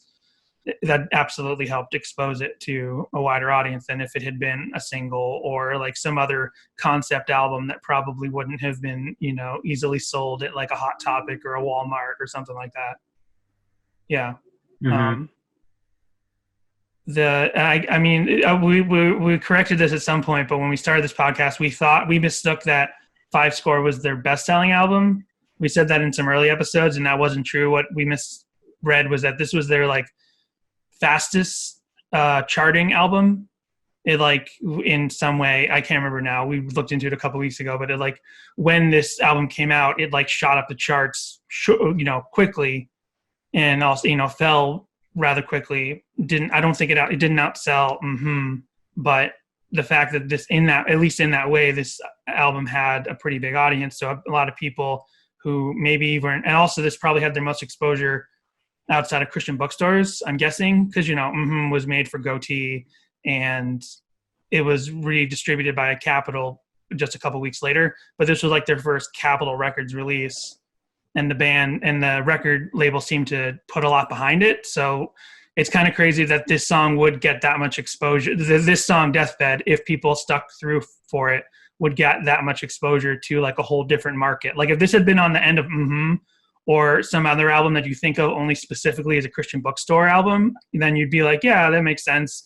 But to think that this is on an album that had like a wider marketing push for the mainstream than any previous album of theirs, like that's interesting that a song like this could be exposed to people who might not even ever hear or see any other kind of art in this way. Like I think of like there's a lot of like recent, there's a lot of like Christian books and like other Christian movies and stuff like The Shack or whatever, like these like metaphorical allegory, like modern Christian fictions that confront very similar themes to this song, but those kind of in a way would have a limited audience of who's people who are already kind of part of the choir are going to go see the Shack movie or read the book or whatever. But yeah, this song seems to have probably had more exposure to an audience that wouldn't ever see, a large sort of epic scope work of this way with these sort of themes about death through the Christian viewpoint. Yeah. Yeah. Yeah. Sorry, I went on there for a while. It's all right. Yeah. This will also help. This whole experiment of talking to different people will also help me when I sit down with Jessica, who's going to probably not have much to say. And they'll be like, oh, well, I have all kinds of opinions already. Because she and I, like, sometimes we develop opinions about songs as we're talking on mic. And like, I'll already have done that in a way with you and the other people we had on the podcast. Mm-hmm. What do you think? I've been asking everyone this, but what do you think of the John Foreman popping in at the end as the voice of God? What do I think of that? You cut out a little bit, so okay. I assume you were just asking what my opinion on that. Yeah, what's your opinion on that? Just like you do, when you first heard it, did you interpret it the way it's widely interpreted, or did you find it interesting, or? Can't remember my first thoughts. Again, it's hard to remember. I guess my thoughts have more had to develop over time. I think it's a nice kind of like, in contrast to the rest of the song, it's kind of like a release of tension, I guess. And I'm sure people who are big Switchfoot fans probably appreciate that too. Right. I guess I think it's a nice ending.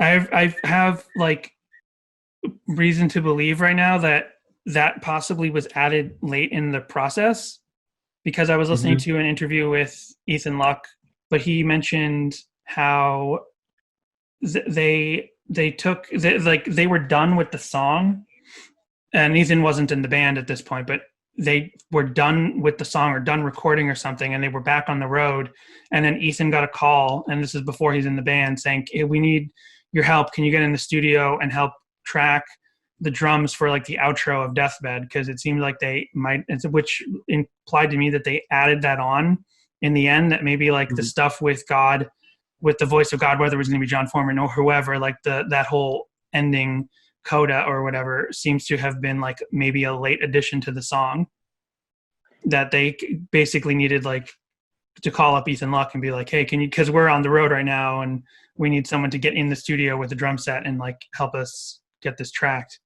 So that's, that's interesting to think that they were still working on the song that late in the game, if that's true. Yeah, it would make sense, since like to my ear, it sounds like the final outro part is back to Teeson. Mm-hmm. So it would make sense if like the final outro part was supposed to be all there was. Right. Or maybe Teeson singing the John Foreman part. I don't know. I didn't hear that in an interview or anything. I just didn't know if that was the lyrics were added or just the additional. Maybe it was just the additional drums or something. Maybe already that part of the song was in there, but maybe they decided to rework how the drums were going to be. Maybe it was as simple as that. Mm-hmm. Yeah. Fun to think about, though. Yeah. So, did you have any other thoughts on the song? Any other things that speak to you, or things maybe you haven't heard people talk about? Any particular like theories, like weird theories, or? I guess it's one that I think I found fun. I don't know if it's the right word, but when getting to know the song better and like getting older and understanding more of the subtext, kind of like getting married 8 months before his wife would give birth, kind of implying that he got her pregnant, and then the father inquiring at the barrel of a gun. Right. You know, that subtext, like, and I guess feeling like I figured that out by myself. I guess that's probably a simple thing to figure out, but for like when I was younger, that was, I guess. Had you ever heard the term shotgun wedding before? I think I'd heard that term before. Maybe I'd heard the term before and didn't know what it meant. Yeah. Yeah, I think I learned it from I don't know when I learned it, but I feel like I learned it from maybe not cartoons, but like some sort of television, like, I don't know, the Beverly Hillbillies, probably not that. I don't know, like some old television show. I might have learned it from that. So I think I knew the idea of like you like point a gun at the guy and you're like, you're marrying my daughter. There was a Tiny Toons episode like that, actually. So maybe it was a cartoon. It was like Buster was being forced to marry some like backwoods alligator girls or something. So I might have learned it from that. Yeah. Mm-hmm. I guess one, if I can't think of anything else, as one extra thing. Earlier this year, like February, our local bowling alley closed down. So we had been trying out a bowling alley in town, another town that we hadn't been to, the bowling alley. Mm-hmm. And nothing particularly fancy about the bowling alley. They didn't even have electronic scorekeepers on the lanes or anything. But they had a digital jukebox type thing where it was like a touch screen or something where you could just search songs and like put it in the queue kind of, and like of course pay for it. And I think when we were there that time with my family, we were having fun kind of looking up see what obscure music they had, because like a traditional jukebox would mainly just have hits that it would be already pre-installed. Right. But from a digital library, there's a lot of other opportunities. So I looked up Relient K to see what they had, and I think they had quite a bit. But when I saw that they had Deathbed, I was like, is it actually going to let me play the whole song? Like, or is it going to cut off? Tell me you did it. I did it. Okay. I put like my personal Relient K choices. I did Forget Not Slow Down and Deathbed. Okay. So yeah, it played the whole song. Oh wow. It's like I feel like that would give people ideas, like to just fill the queue with all the 10-minute songs they can think of. Right. That's great. That's amazing. Especially since there's bowling in the song. Yeah. It's like, what more fitting song? Yeah. And then like to think of like people who are like put in their choices that people you weren't with at the bowling alley who are like waiting for their song to play, and like that song's going on for 11 minutes and they're like, when's my song? Yeah. I think it was good that like when we first got there that time, there was like a 10-year-old birthday party going on, so they had their music going on for a bit, but then when they left, it was basically open, but no one else was really trying to get on it, so we weren't holding anybody up. But yeah. But that's great. I love that. Yeah, that's so funny. Cool. Well, yeah, I think we're good there. Thank you so much for your insights, and that definitely, thanks for that story. I think with those apps, I think with those digital things, sometimes you can like get the app and you can like send songs to locations that you're not even at.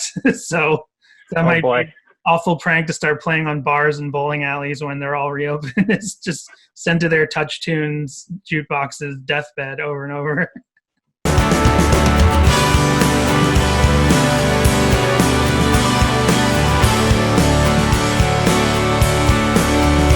So here we are with Daniel Moraine. It's Moraine, right? Correct. Also known as You Can See My Socks. I've talked about this with a bunch of other people we talked to, but whatever people's internet names were when we started talking to them, that's kind of what it's like permanently in our minds. So we always think of you as You Can See My Socks. Now we call you Daniel You Can See My Socks. That's how we refer to you in our real lives. So it's like your real name is slowly taking over your online name for us. So, yeah, I guess first thing I want to ask is just because you've been interacting with the podcast since early on and consistently and stuff, and you help us out with knowledge about musicality and keys and time signatures and all kinds of stuff like that. So, but one thing I'm curious is what your Twitter handle comes from. You can see my socks. Great question. So the first time I used that was actually for my Zanga back in, I think I made that in 9th grade. Okay. And I just came up with it. I think I was thinking about shoes already because like there was another guy who had Zanga and like his username was like vaguely shoe related. So I thought that would be cool to do. And like I had gotten my first pair of Converse that year and wore the absolute crap out of them to the point where like around the bottom, like above the sole was like ripped all the way around. So they were kind of like when I walked, they were almost like flip flops. Okay. That were like laced up. So they were just like in really bad shape. Like I ran a mile in them and it was terrible. And like, so I made it, you can see my socks because like you literally could see my Gotcha. socks. And then of course, like in early high school, fashion like spelled it super weird and like added X's and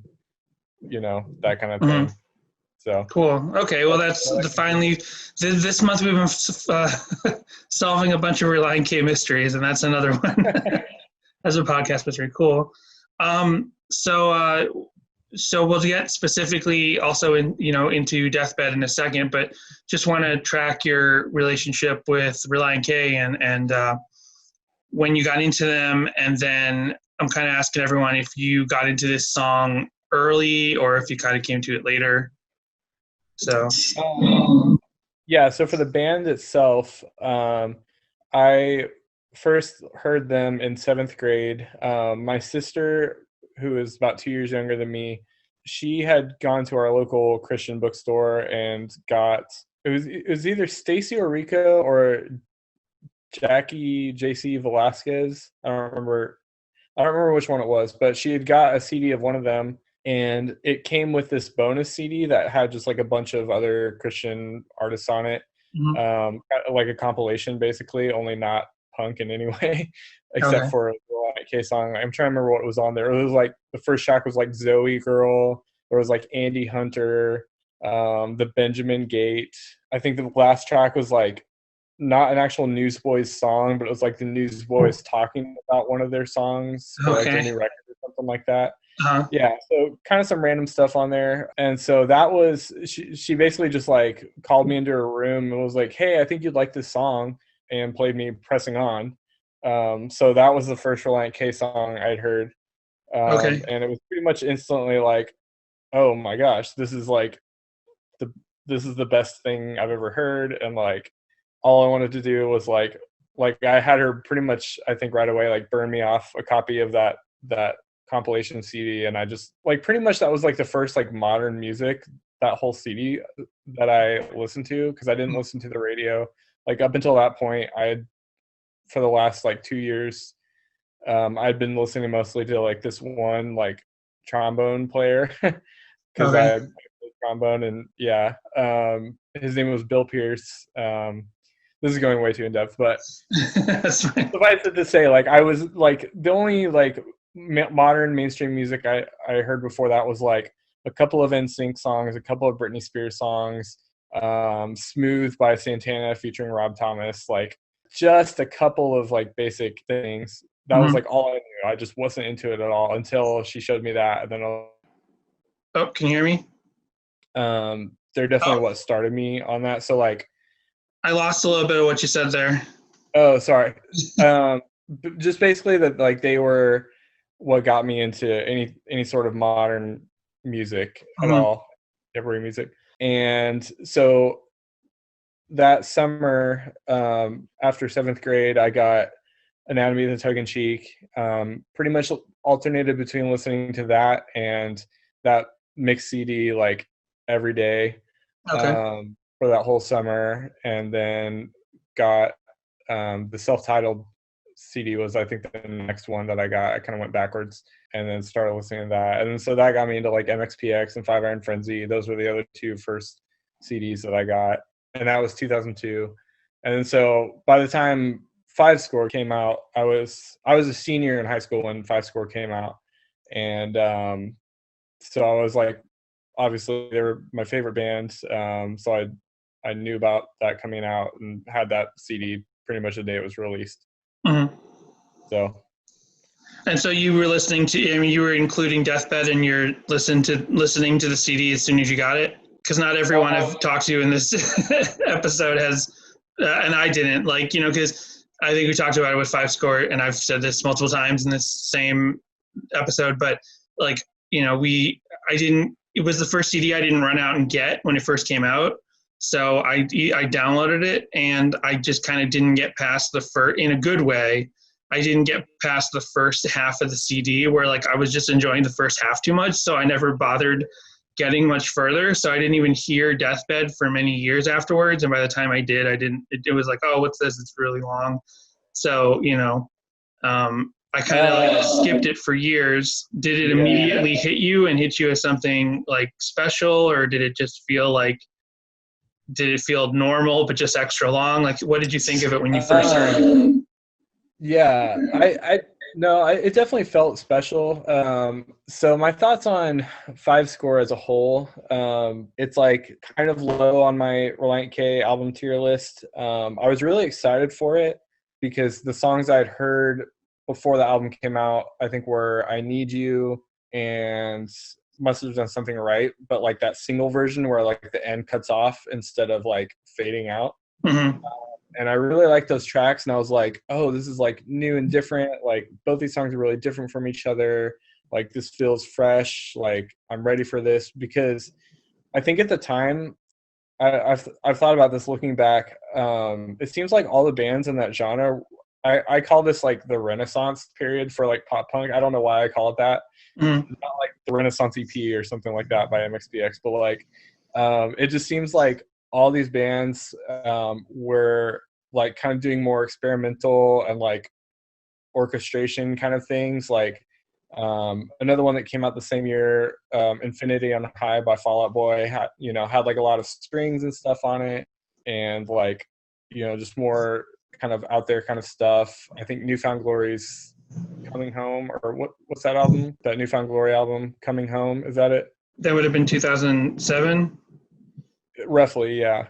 Newfound Glory. I have to look it up because I mean I know like the self-titled one. I know Sticks and Stones, but I'm not like the best Newfound Glory information. Well, so hold on, let me see. Sticks and Stones, Catalyst, and Coming Home. Yeah, Coming Home. So yeah, like Catalyst is about when I stopped paying attention to every album for them. Like I check them out once in a while, but yeah. But yeah, so I was really excited. Oh, and Panic at the Disco, that was the other one that kind of in that time, I think Panic at the Disco kind of opened the door for that. Like, here's this band that's somehow in the pop punk scene, even though they're not pop punk at all. Mm-hmm. But like has all these like strings and like crazy arrangements and stuff going on. I think that kind of kicked the door open for it.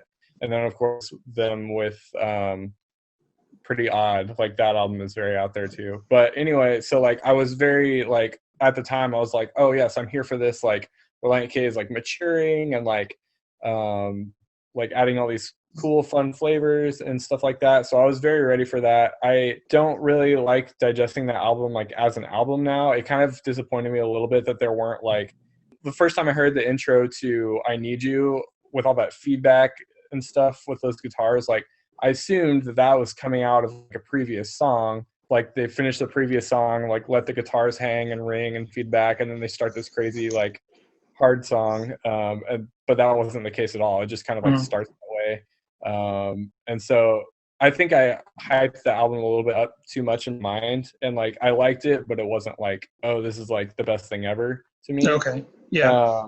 And I feel like Deathbed is like kind of that feeling summed up in one song for me. Mm-hmm. I think Deathbed is great, and like Relient K should feel really proud of that song. like I don't want to take anything away from Deathbed with my thoughts on it, but I just have always had this feeling that like it could have been like another 10% better. I feel like I see what they wanted it to be, and like in 9 out of 10 ways, like it accomplishes that. And there's just like this little bit that like isn't quite there, you know? Right. April agrees. She's barking, or she disagrees. I can't tell. Oh, What's no, that? I said April either agrees or disagrees because she started barking right when you said that. Interesting. So what do you think? What do you think it doesn't accomplish, or what do you think that it does accomplish? So I think narratively, like this song is amazing, and like lyrically, like one of Matt Thiessen's best, and that is saying a lot because it's Matt Thiessen, and that's like his very strong thing. I think there's on any given Relient K song, like the lyrics are going to be the strongest part, even though like for me, what I usually connect with actually is the music of it. Like Pressing On, like could have been about anything, and like the first 5 seconds with that guitar riff, I was hooked already. So it's almost like the lyrics don't even matter for me. And so if I do notice the lyrics, then like that's how I know it's like really good lyrically. I'm like, this is a great song, like lyrically and narratively. I think that is awesome. And I think the ambitiousness of it is like really great, that they tried this thing with like, I remember I think seeing a picture around the time that the album was released, or while they were recording it, of like the Pro Tools session or whatever that Markley Townsend had, and like just the hundreds of tracks that were in there of like different instruments and stuff. Like I think that's awesome, and it seems to really, like in terms of like in the fandom, I think the thing they were going for was accomplished. Like the fans have this really special place in their heart for it. It's not a single. It didn't have a music video, and yet like it's like you can talk to any Relient K fan about Deathbed, and like they love that song. Me included. I do love this song. So I think was it? I'm trying to think if it was you guys or somebody else on a different podcast lately that was talking about that, like how bands have like just album tracks that aren't singles, aren't promoted in any way, but become fan favorites, for different reasons. Yeah, I mentioned Beer by Real Big Fish. Yes, that was you. There's some once in a while, there's an album track that organically. Oh, I lost you. Okay. Sometimes, I was saying how sometimes bands have like a track that organically becomes a hit because it doesn't have a single. It's not a single. It's not a video, and it really has like an actual. Like it's not like this song was forced on anybody, and that's why it became a popular song with the crowd. It's like it really was an organic grassroots song within a fandom that everyone latched onto. Yeah. But it's also like I think they did. I think they knew that without having to make it a single or do any special promotion around it, I'm sure that they knew that it was going to be a big deal. And because it's unlike any song they'd ever done before. Even When I Go Down, being like kind of a longer, more drawn out, different sections kind of song, never resonated with the fan base the way that Deathbed does. Musically though, there's like a ton of interesting stuff, mostly just like different like instruments and stuff going through like the first half of the song until it gets to that just instrumental section that kind of like builds for a while until the John Foreman part. And so like the first half of that song is like a lot more fun to listen to, I think, for me, not only because you can sing along, but like there's just like a lot of different stuff happening. And it's that instrumental build section though over those like just two chords that for me is like where the song could have like reached that extra 10% and just didn't quite. I don't know. I kind of suspect now that like you could just mix it differently and like it would have more of a impact. because I was listening to it with headphones and stuff, and I was like hearing these string parts that are like pretty buried in the mix towards the end of that section that I'm like, oh, I kind of want to hear that more, because they get a little bit more complicated like as it goes on. Mhm. But like mostly what you hear is like, or at least melodically, is like the trumpets and stuff that I think Matt Thiessen is playing. Right. And there's also like a sour note from one of the trumpets I wrote this down at 9 minutes and 35 seconds. Okay. That kind of has always like, I always listen for it and hear it. It's pretty faint, and only lasts for like a second. But like, stuff like that, I hear stuff like that. And I'm like, there really wasn't a better take that you could have like put in there, or just like, where did they miss it in those hundreds of right, tracks?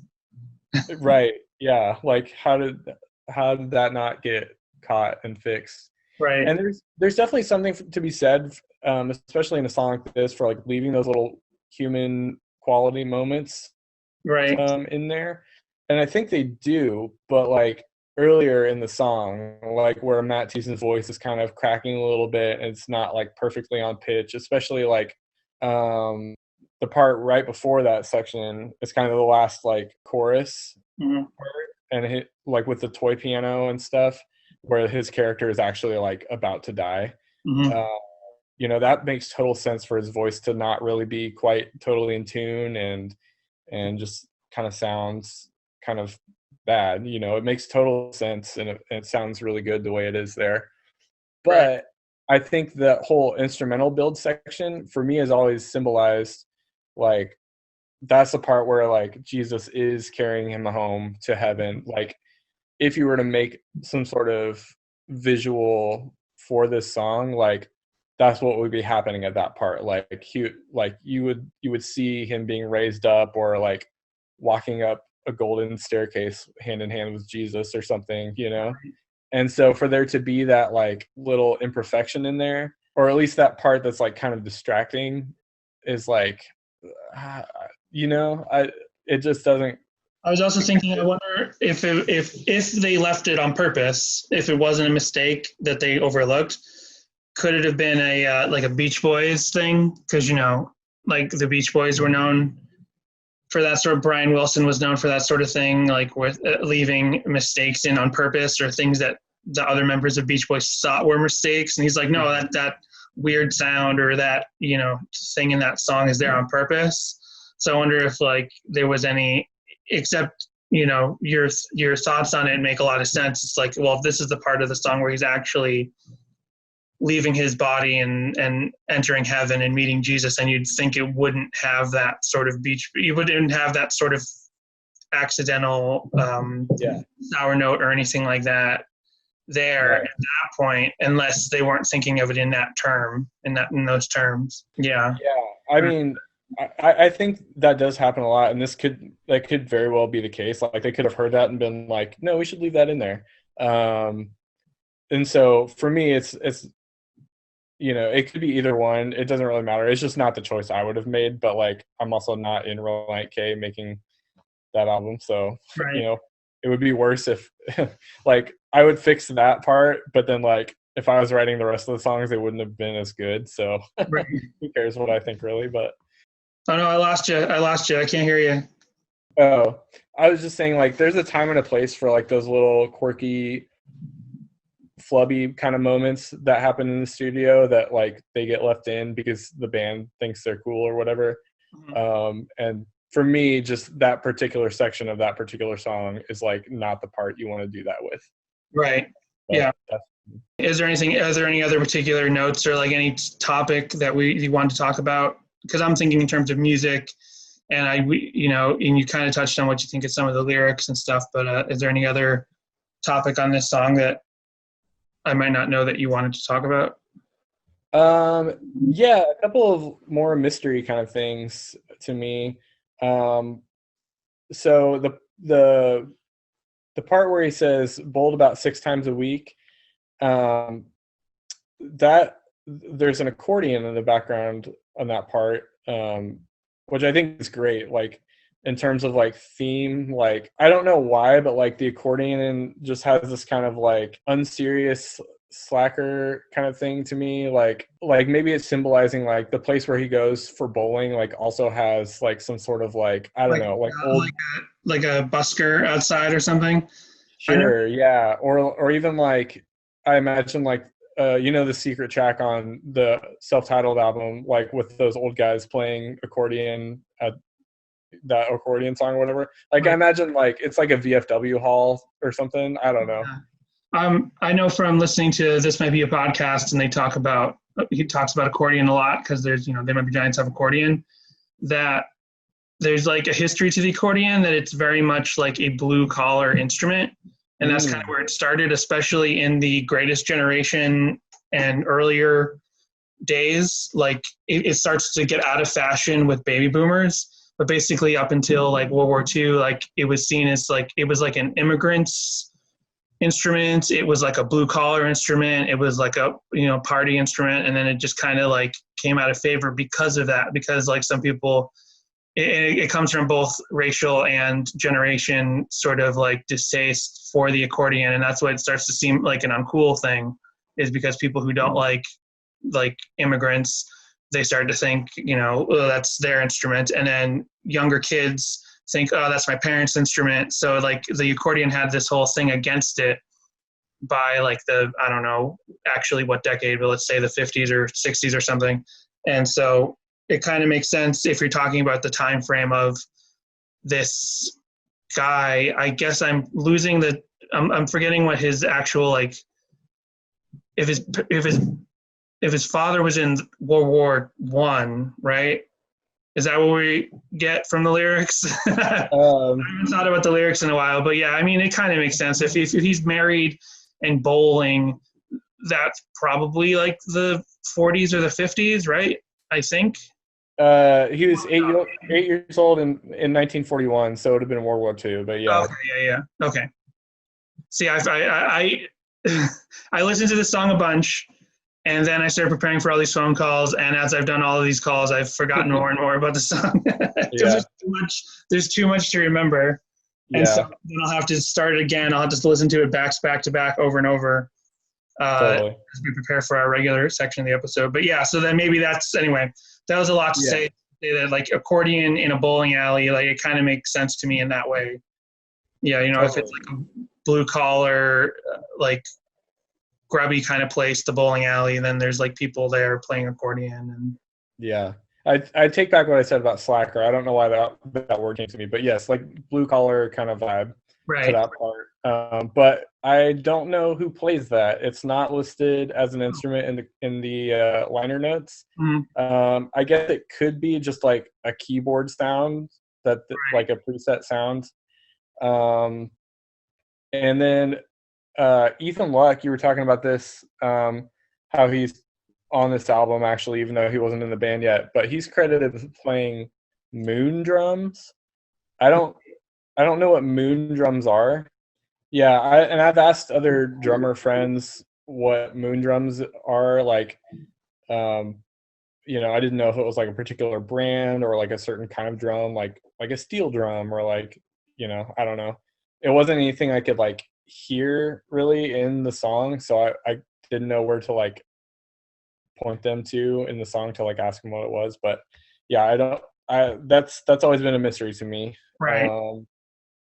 Also, you can so like from the time the track starts to when the first piano note actually hits is like 13 seconds, and like the actual track of Crayons Can Melt on Us For All I Care, even despite the lyrics, is actually 12 seconds. So like you can fit that entire track in the space between like when you hit play on this song and like when the actual music starts. Wow, that's not significant probably. It's just kind of funny to me. That is funny. And then music theme wise, I've heard other people talk about like the instrumental part, like it's the same chord progression as like Plead the Fifth. I don't remember off the top of my head if it's the same key or not, but there's also like a cello line in that instrumental part. Like when the horns come in, the cello under it does this little melody that's like, it's not this exactly the same, but it's really similar to like the lead guitar line in Up and Up.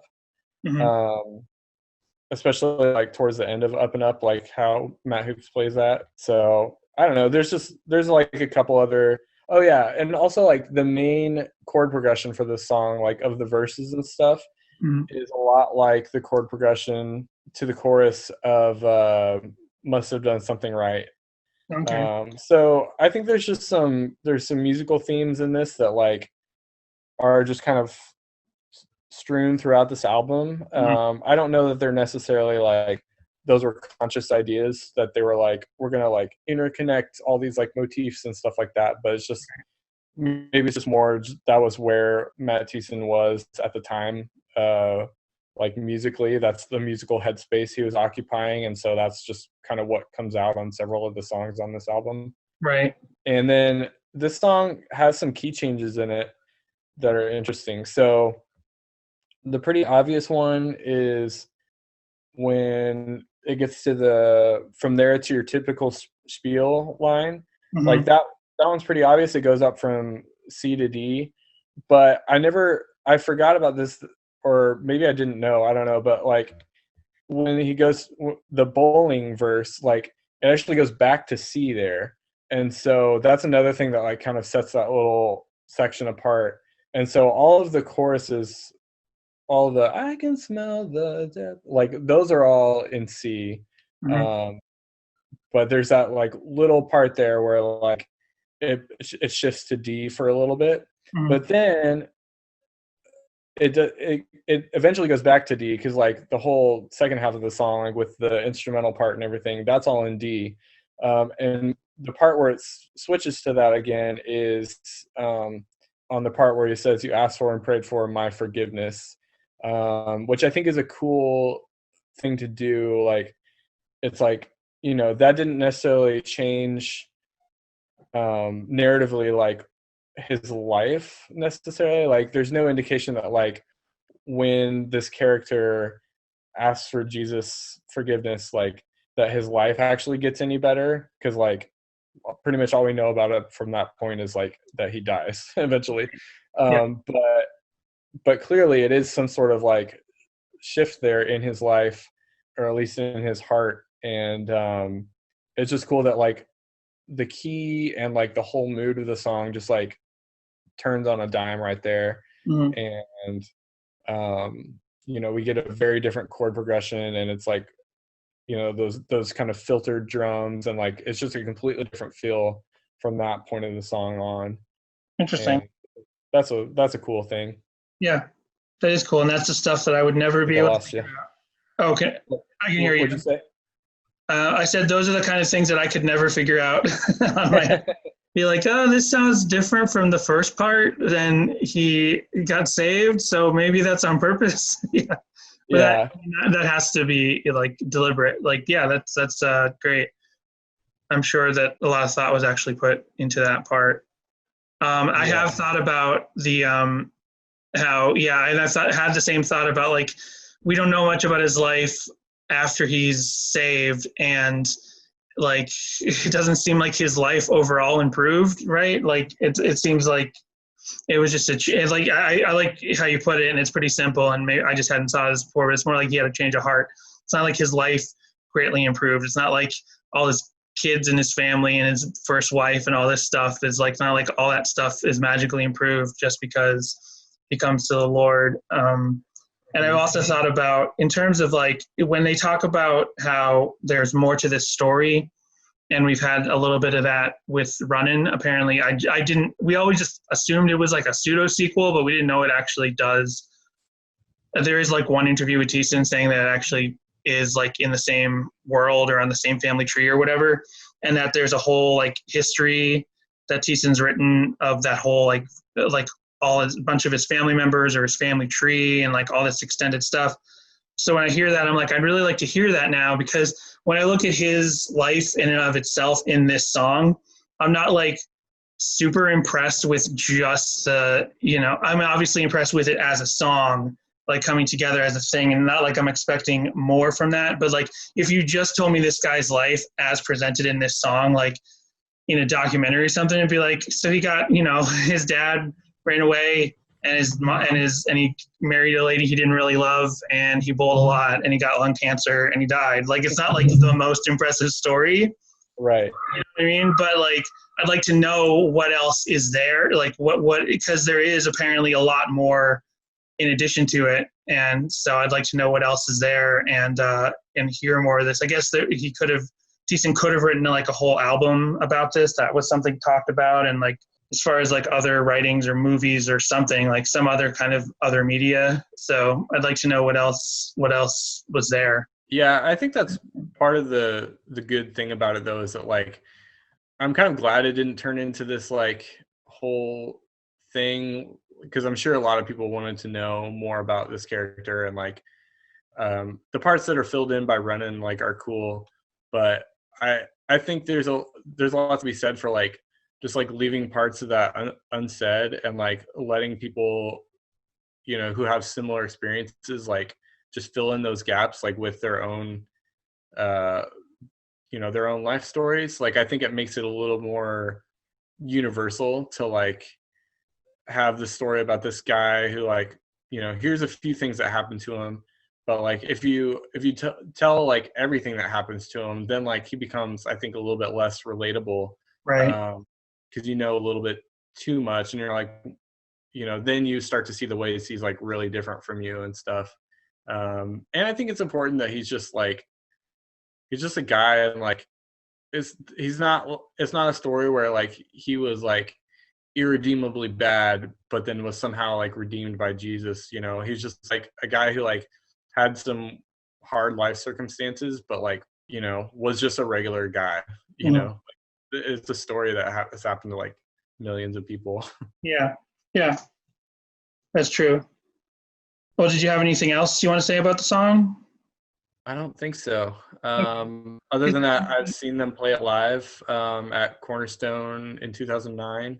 That was pretty cool. And then on the Searching for America tour, yeah. So at the Kansas City show, it seemed like Relient K maybe had wanted to play that song because there was like a trumpet sitting on stage with them. Mm-hmm. But I wondered if maybe they were going to have John Foreman come out and do that part. But I heard the next day that like Switchfoot's bus like had some problems or something, so they didn't show up to the show until like much later.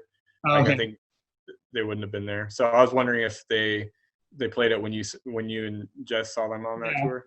They did play it, and then, but I have no specific memory of John Foreman coming out, but he like must have, because he was there, and I'm pretty sure I've seen other tour videos.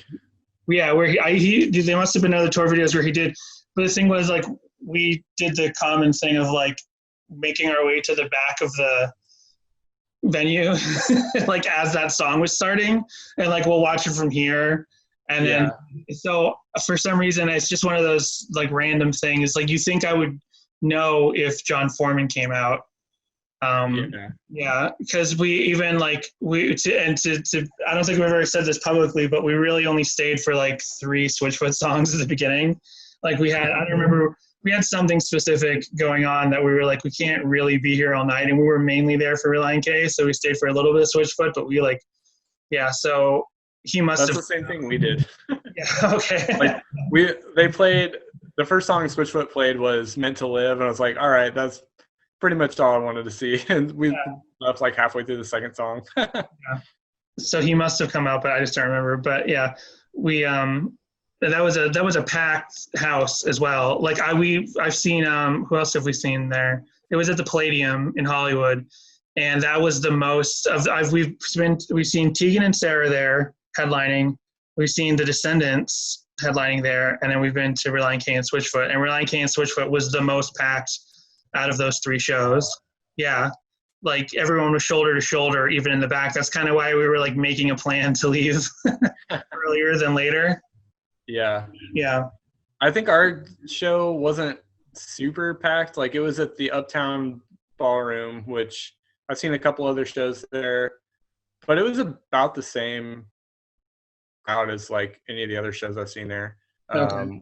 Like Ben Howard and Nickel Creek, and I don't remember who else, but on the guest vocal thing, I will say one of the times I saw Relient K back in 2013 in Lawrence, they had the Almost opening for them, and they played Sahara, but Aaron Gillespie did not come out and do his guest vocal on Sahara.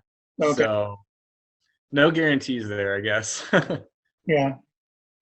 I haven't done any deep dive YouTube stuff on it yet, but when I start looking at live videos, I'll see like who else does that? Who what other, is it a member of the band, or is it someone else that they're touring with, or someone else entirely that does that part? I never thought about that, but and I must have seen it other times as well, but I don't recall. Yeah. I'm pretty sure from what I remember at the Cornerstone show in 2009, when I saw them play that, I would think Matt Thiessen just sang the John Foreman part.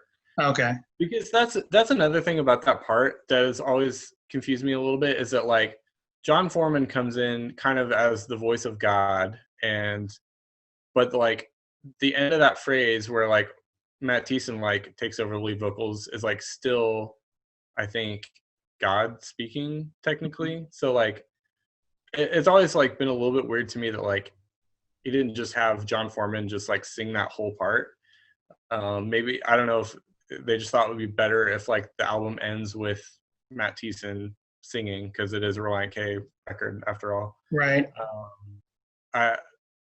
But that's always been a little bit weird to me. Maybe it's like some sort of like weird like universalist kind of thing where like, you know, now that this character is like in heaven, he's like one with God. So like, right. I was just thinking that as you were saying it. What? I just thinking that as you were saying it, like I never gave that thought ahead of time, but as you're describing it, removed from hearing it, I'm like, well, it could mean this, and then you basically said what I was thinking. Yeah. I have no idea if that's what they were thinking, but or we have a guest spot. Because, I mean, I feel like it's more likely just like you don't want to end an album necessarily with a guest spot. You know what I mean? Yeah. Yeah. So thanks so much. Yeah, and thanks for your continued phone calls to the podcast and everything. Yeah. I know. I need to actually become a Patreon. I should do that soon.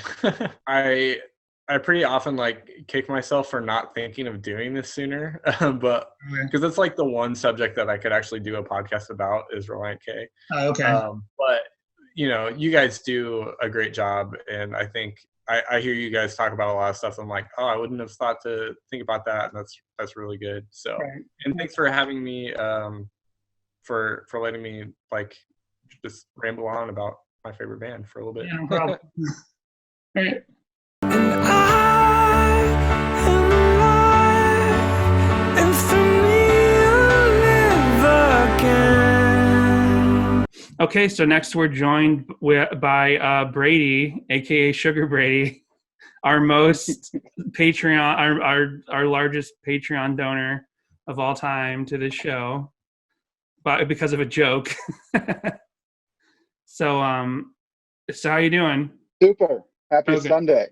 Yes, happy Sunday. Well, now we've timed when this happened. Everyone knows this happened on a Sunday. Fair enough. Yeah. So I feel like you've been listening to, what is this? What was that picture? That was like a picture of someone eating a giant chocolate eclair or something.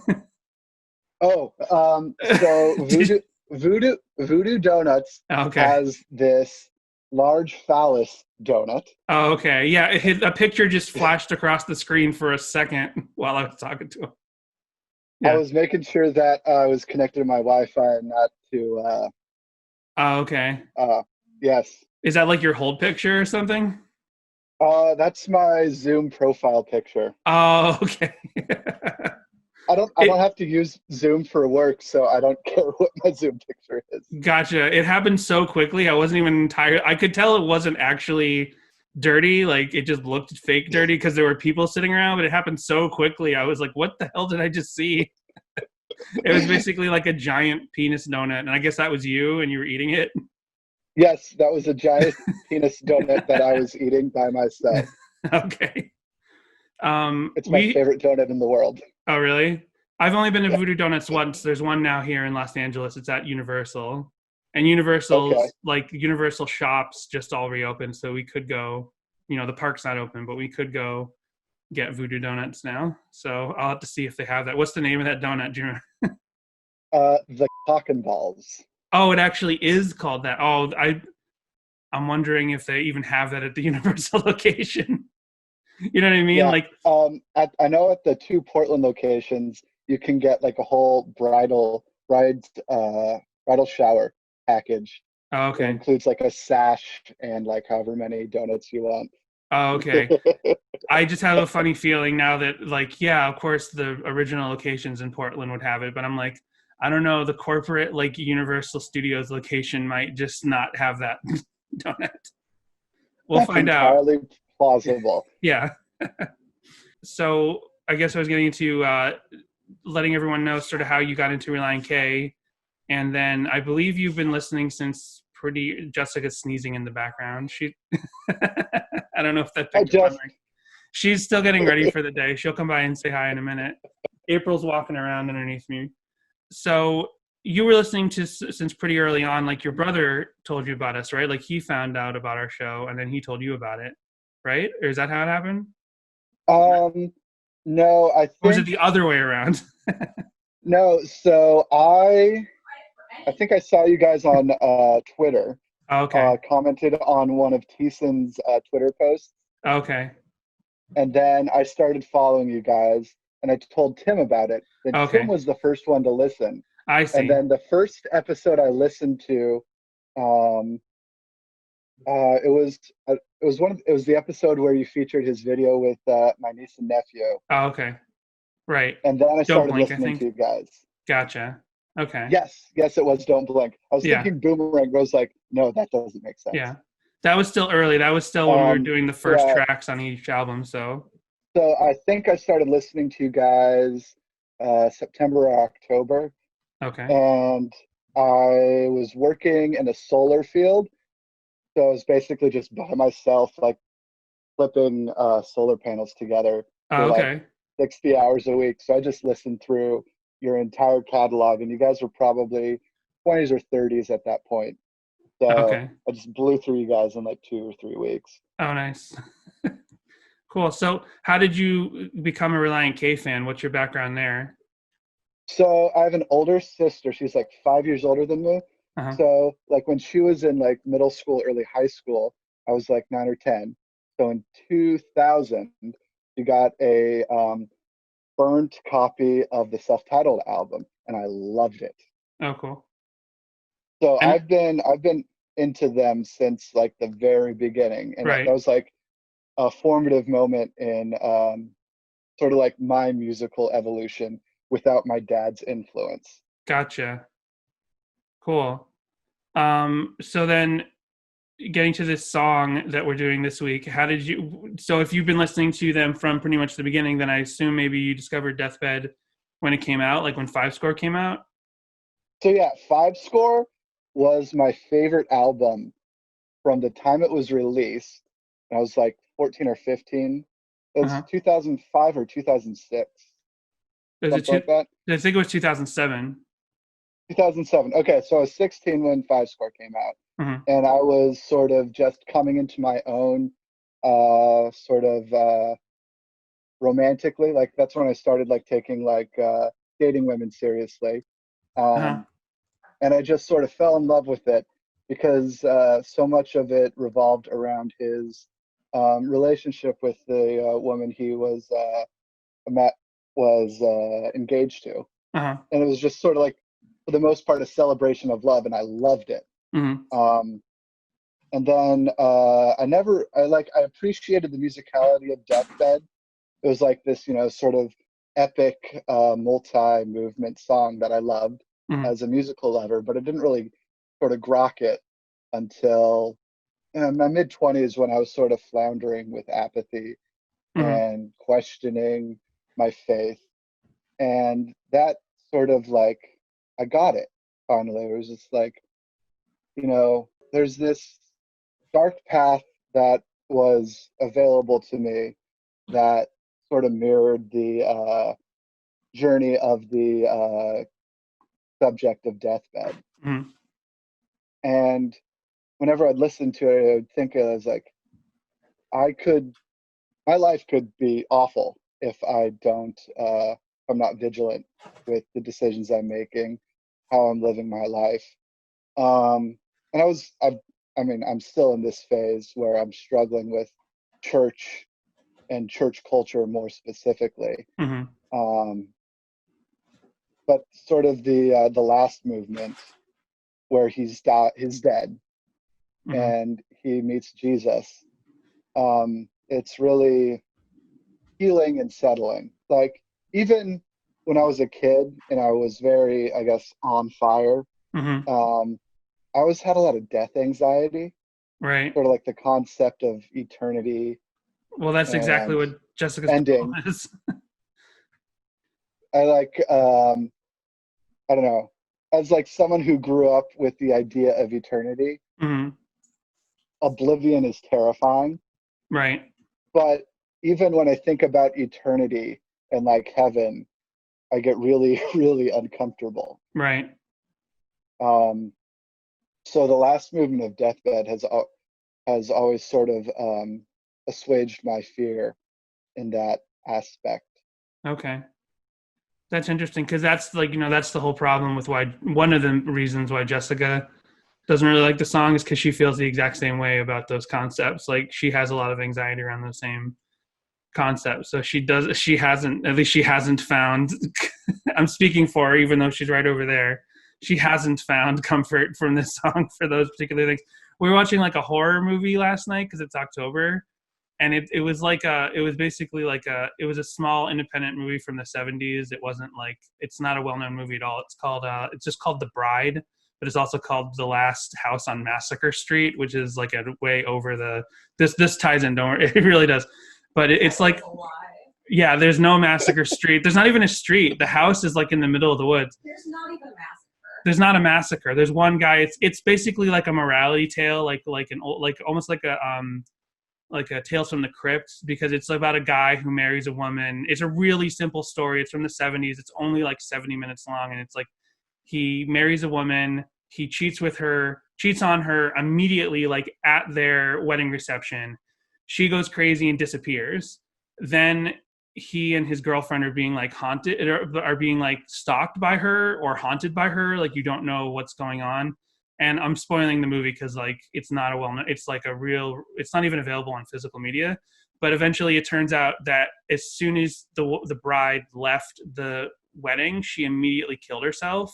And it's been the dad doing all this like stuff to get back at him, like pretending, is it a ghost, is it a stalker, right? That's the setup. The last 10 minutes of the movie, the guy like wakes up and he's like, it was the dad the whole time, I can't believe it. And then he sees his wife, and you don't know, you think maybe it was all a hoax, and his wife is there, and he's like, oh, it was all a sham, you were tricking me. And she's like, no, look. And she points down at the ground, and they're both dead there.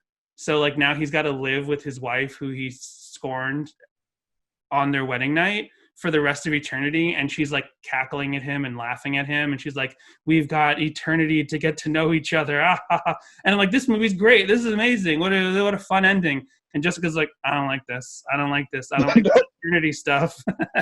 I'm with Jess on that one. It's like, it's supposed to be his comeuppance. It's supposed to be like, it's like a morality tale, like, look at this bad guy and this is what he gets. But that's what she wanted, because she wanted to marry him. Whatever. I know it took a long way to get there, but I'm just saying, like, even like this, like dumb 70s horror movie, like really simple horror movie, like it had an eternity concept in it, and Jessica's immediately like, nope, not comfortable, not comfortable. It's just like people in a house, like I'm watching the movie and I'm like, this is literally people in the 70s in a house, like wearing death makeup, pretending that they're dead, and like it looks so fake. And Jessica's like, nope, don't like it. So anyway, point is that, sorry, long way to get there, but that, yeah, Jessica has not found the same kind of solace in this song that you've obviously found from that last part of the song. Yeah. So it's interesting. Yeah, well, probably the thing that helps me the most is music helps me feel things vicariously. Mm-hmm. So that's, yeah. Interesting. I mean, I think I brought this up with every call I've had, but thinking on that, that like music helps you live things vicariously. One interview I found, I haven't done the full deep dive for this song yet, but as much as I've done, I saw a thing where Thiessen, it's a YouTube interview, and Thiessen talks about how like the first threads of this idea actually started with him writing a song about himself dying, but that was like too much. It was like too direct. Like he didn't feel comfortable doing it that way, and that's kind of where he started coming up with this character and this whole story. And like, I mean, it sounds like he didn't expound on that, and I don't know exactly what that means. Like, I doubt it would have been an 11-minute song about the history of his life if it had been that. But it sounds like it was maybe going to be a simpler song, just directly talking about his own death. And so, like, what more vicarious thing like that? What more vicarious thing would there be than the actual singer singing from his point of view on something? But it was like, I guess thinking about it myself is like, that's a little too speculative, right? So you kind of make up a fictional character, because then you can at least like have that level of disconnect when you're writing it and even when you're listening to it. Well, my headcanon has always been that Thiessen started with himself as the main character, Okay. because he has a lot of songs sort of like calling himself out on his own apathy in life. I mean, starting with like Wake Up Call on the Right. self-titled album. So that's always been my headcanon, and I sort of like, in my darker moments in the past decade, I've sort of put myself in there too. Yeah. That's something I didn't think about, is like, I wonder if a lot of people see themselves in this character. That I'm just thinking of that for the first time now, and I wish I'd asked other people I talked to. But yeah, I wonder if anyone sees themselves in the Deathbed character at all. Like, maybe not from beginning to end, maybe not like the details of like, you know, the period set of when the story takes place or any of that. But I wonder who like sees themselves as this character when they listen to the song. Like, it sounds like you connect to sort of like the themes overall, but not that you maybe connect to the him bowling all night or whatever, you know what I mean? Oh, and that's honestly, and that's my favorite moment of Thiessen wit, the when the marriage takes a 7-10 split. Right. Yeah. But yeah. You want to say hi? Yeah. Okay. Get some water. Sure. That's a good pause. Hi, Jess. Hi. I'm like listening. Hello. How are you? Oh my gosh, now I know why Danny said traitor. I see your shirt now. And he's using a magnified pod mug. Oh my gosh. I did the coloring for all of those things. I didn't draw them, but I colorized all of them. Oh, I love their second season, the colors especially. So good job, Danny. Thank you. So do you have any other like do you have any deeper meanings or like theories or thoughts on maybe different lines or like funny connections or any other headcanon around this song that you've ever wanted to tell people about? Not really. I mean, I loved the John Foreman portion. Mm-hmm. That's like the most healing part. I love John's lyrics in general. Just his like, he has a way of sort of, I don't know, like if he helped Thiessen out on the second half. I could definitely see his influence if he did. But he just sort of has a way of humanizing the Christian life, and especially sort of spiritual connections. And Switchfoot's always been a band that I've like from like high school through. There's about a 6-year period where I sort of didn't pay attention to Relient K, probably from like 2009 to like 2014, 15. But I always followed Switchfoot just because I always glommed on to John's lyrics. Mm-hmm. And the final portion of the song where John comes in as Jesus, I always found just so that's like the beautiful healing portion of the song for me, where Jesus is like, accepting him in. And the theology of it, I don't know where I stand, because I don't really have a theology right now. That's something I've been working through the past 2 or 3 years. But just sort of the acceptance and welcoming and forgiveness, like, can like just like completely break me down sometimes. Yeah, that's great.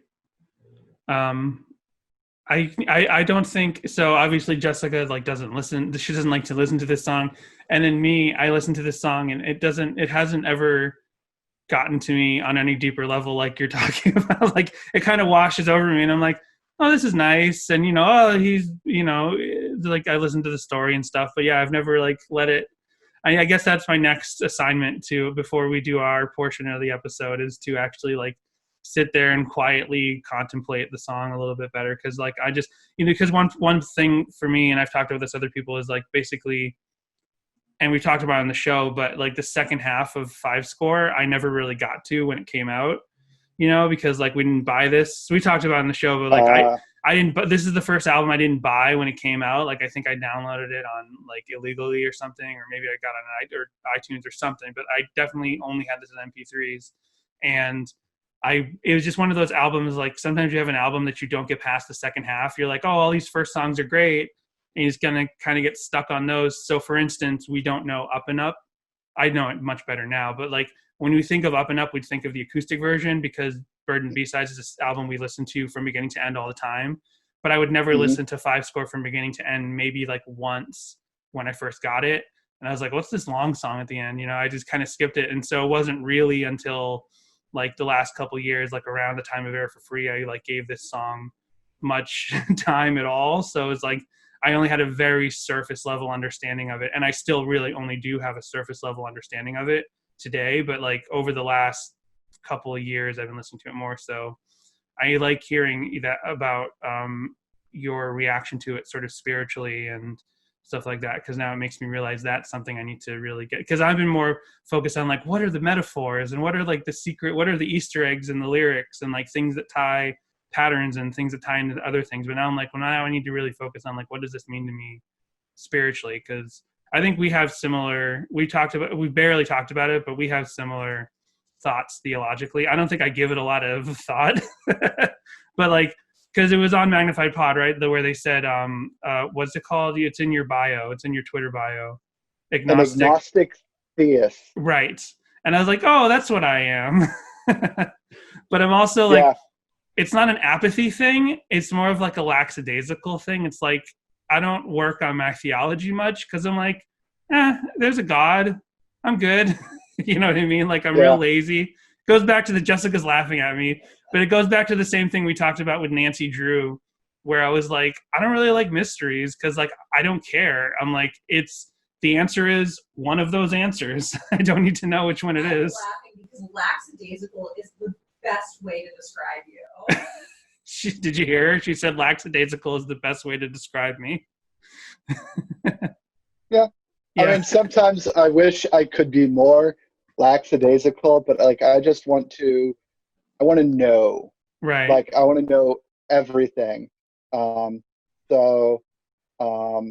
that's sort of like what brought me back to calling myself, if not a Christian, at least a theist, because I just sort of like gave up on it all for a couple of years. I was just tired of like hypocrisy and the self-service.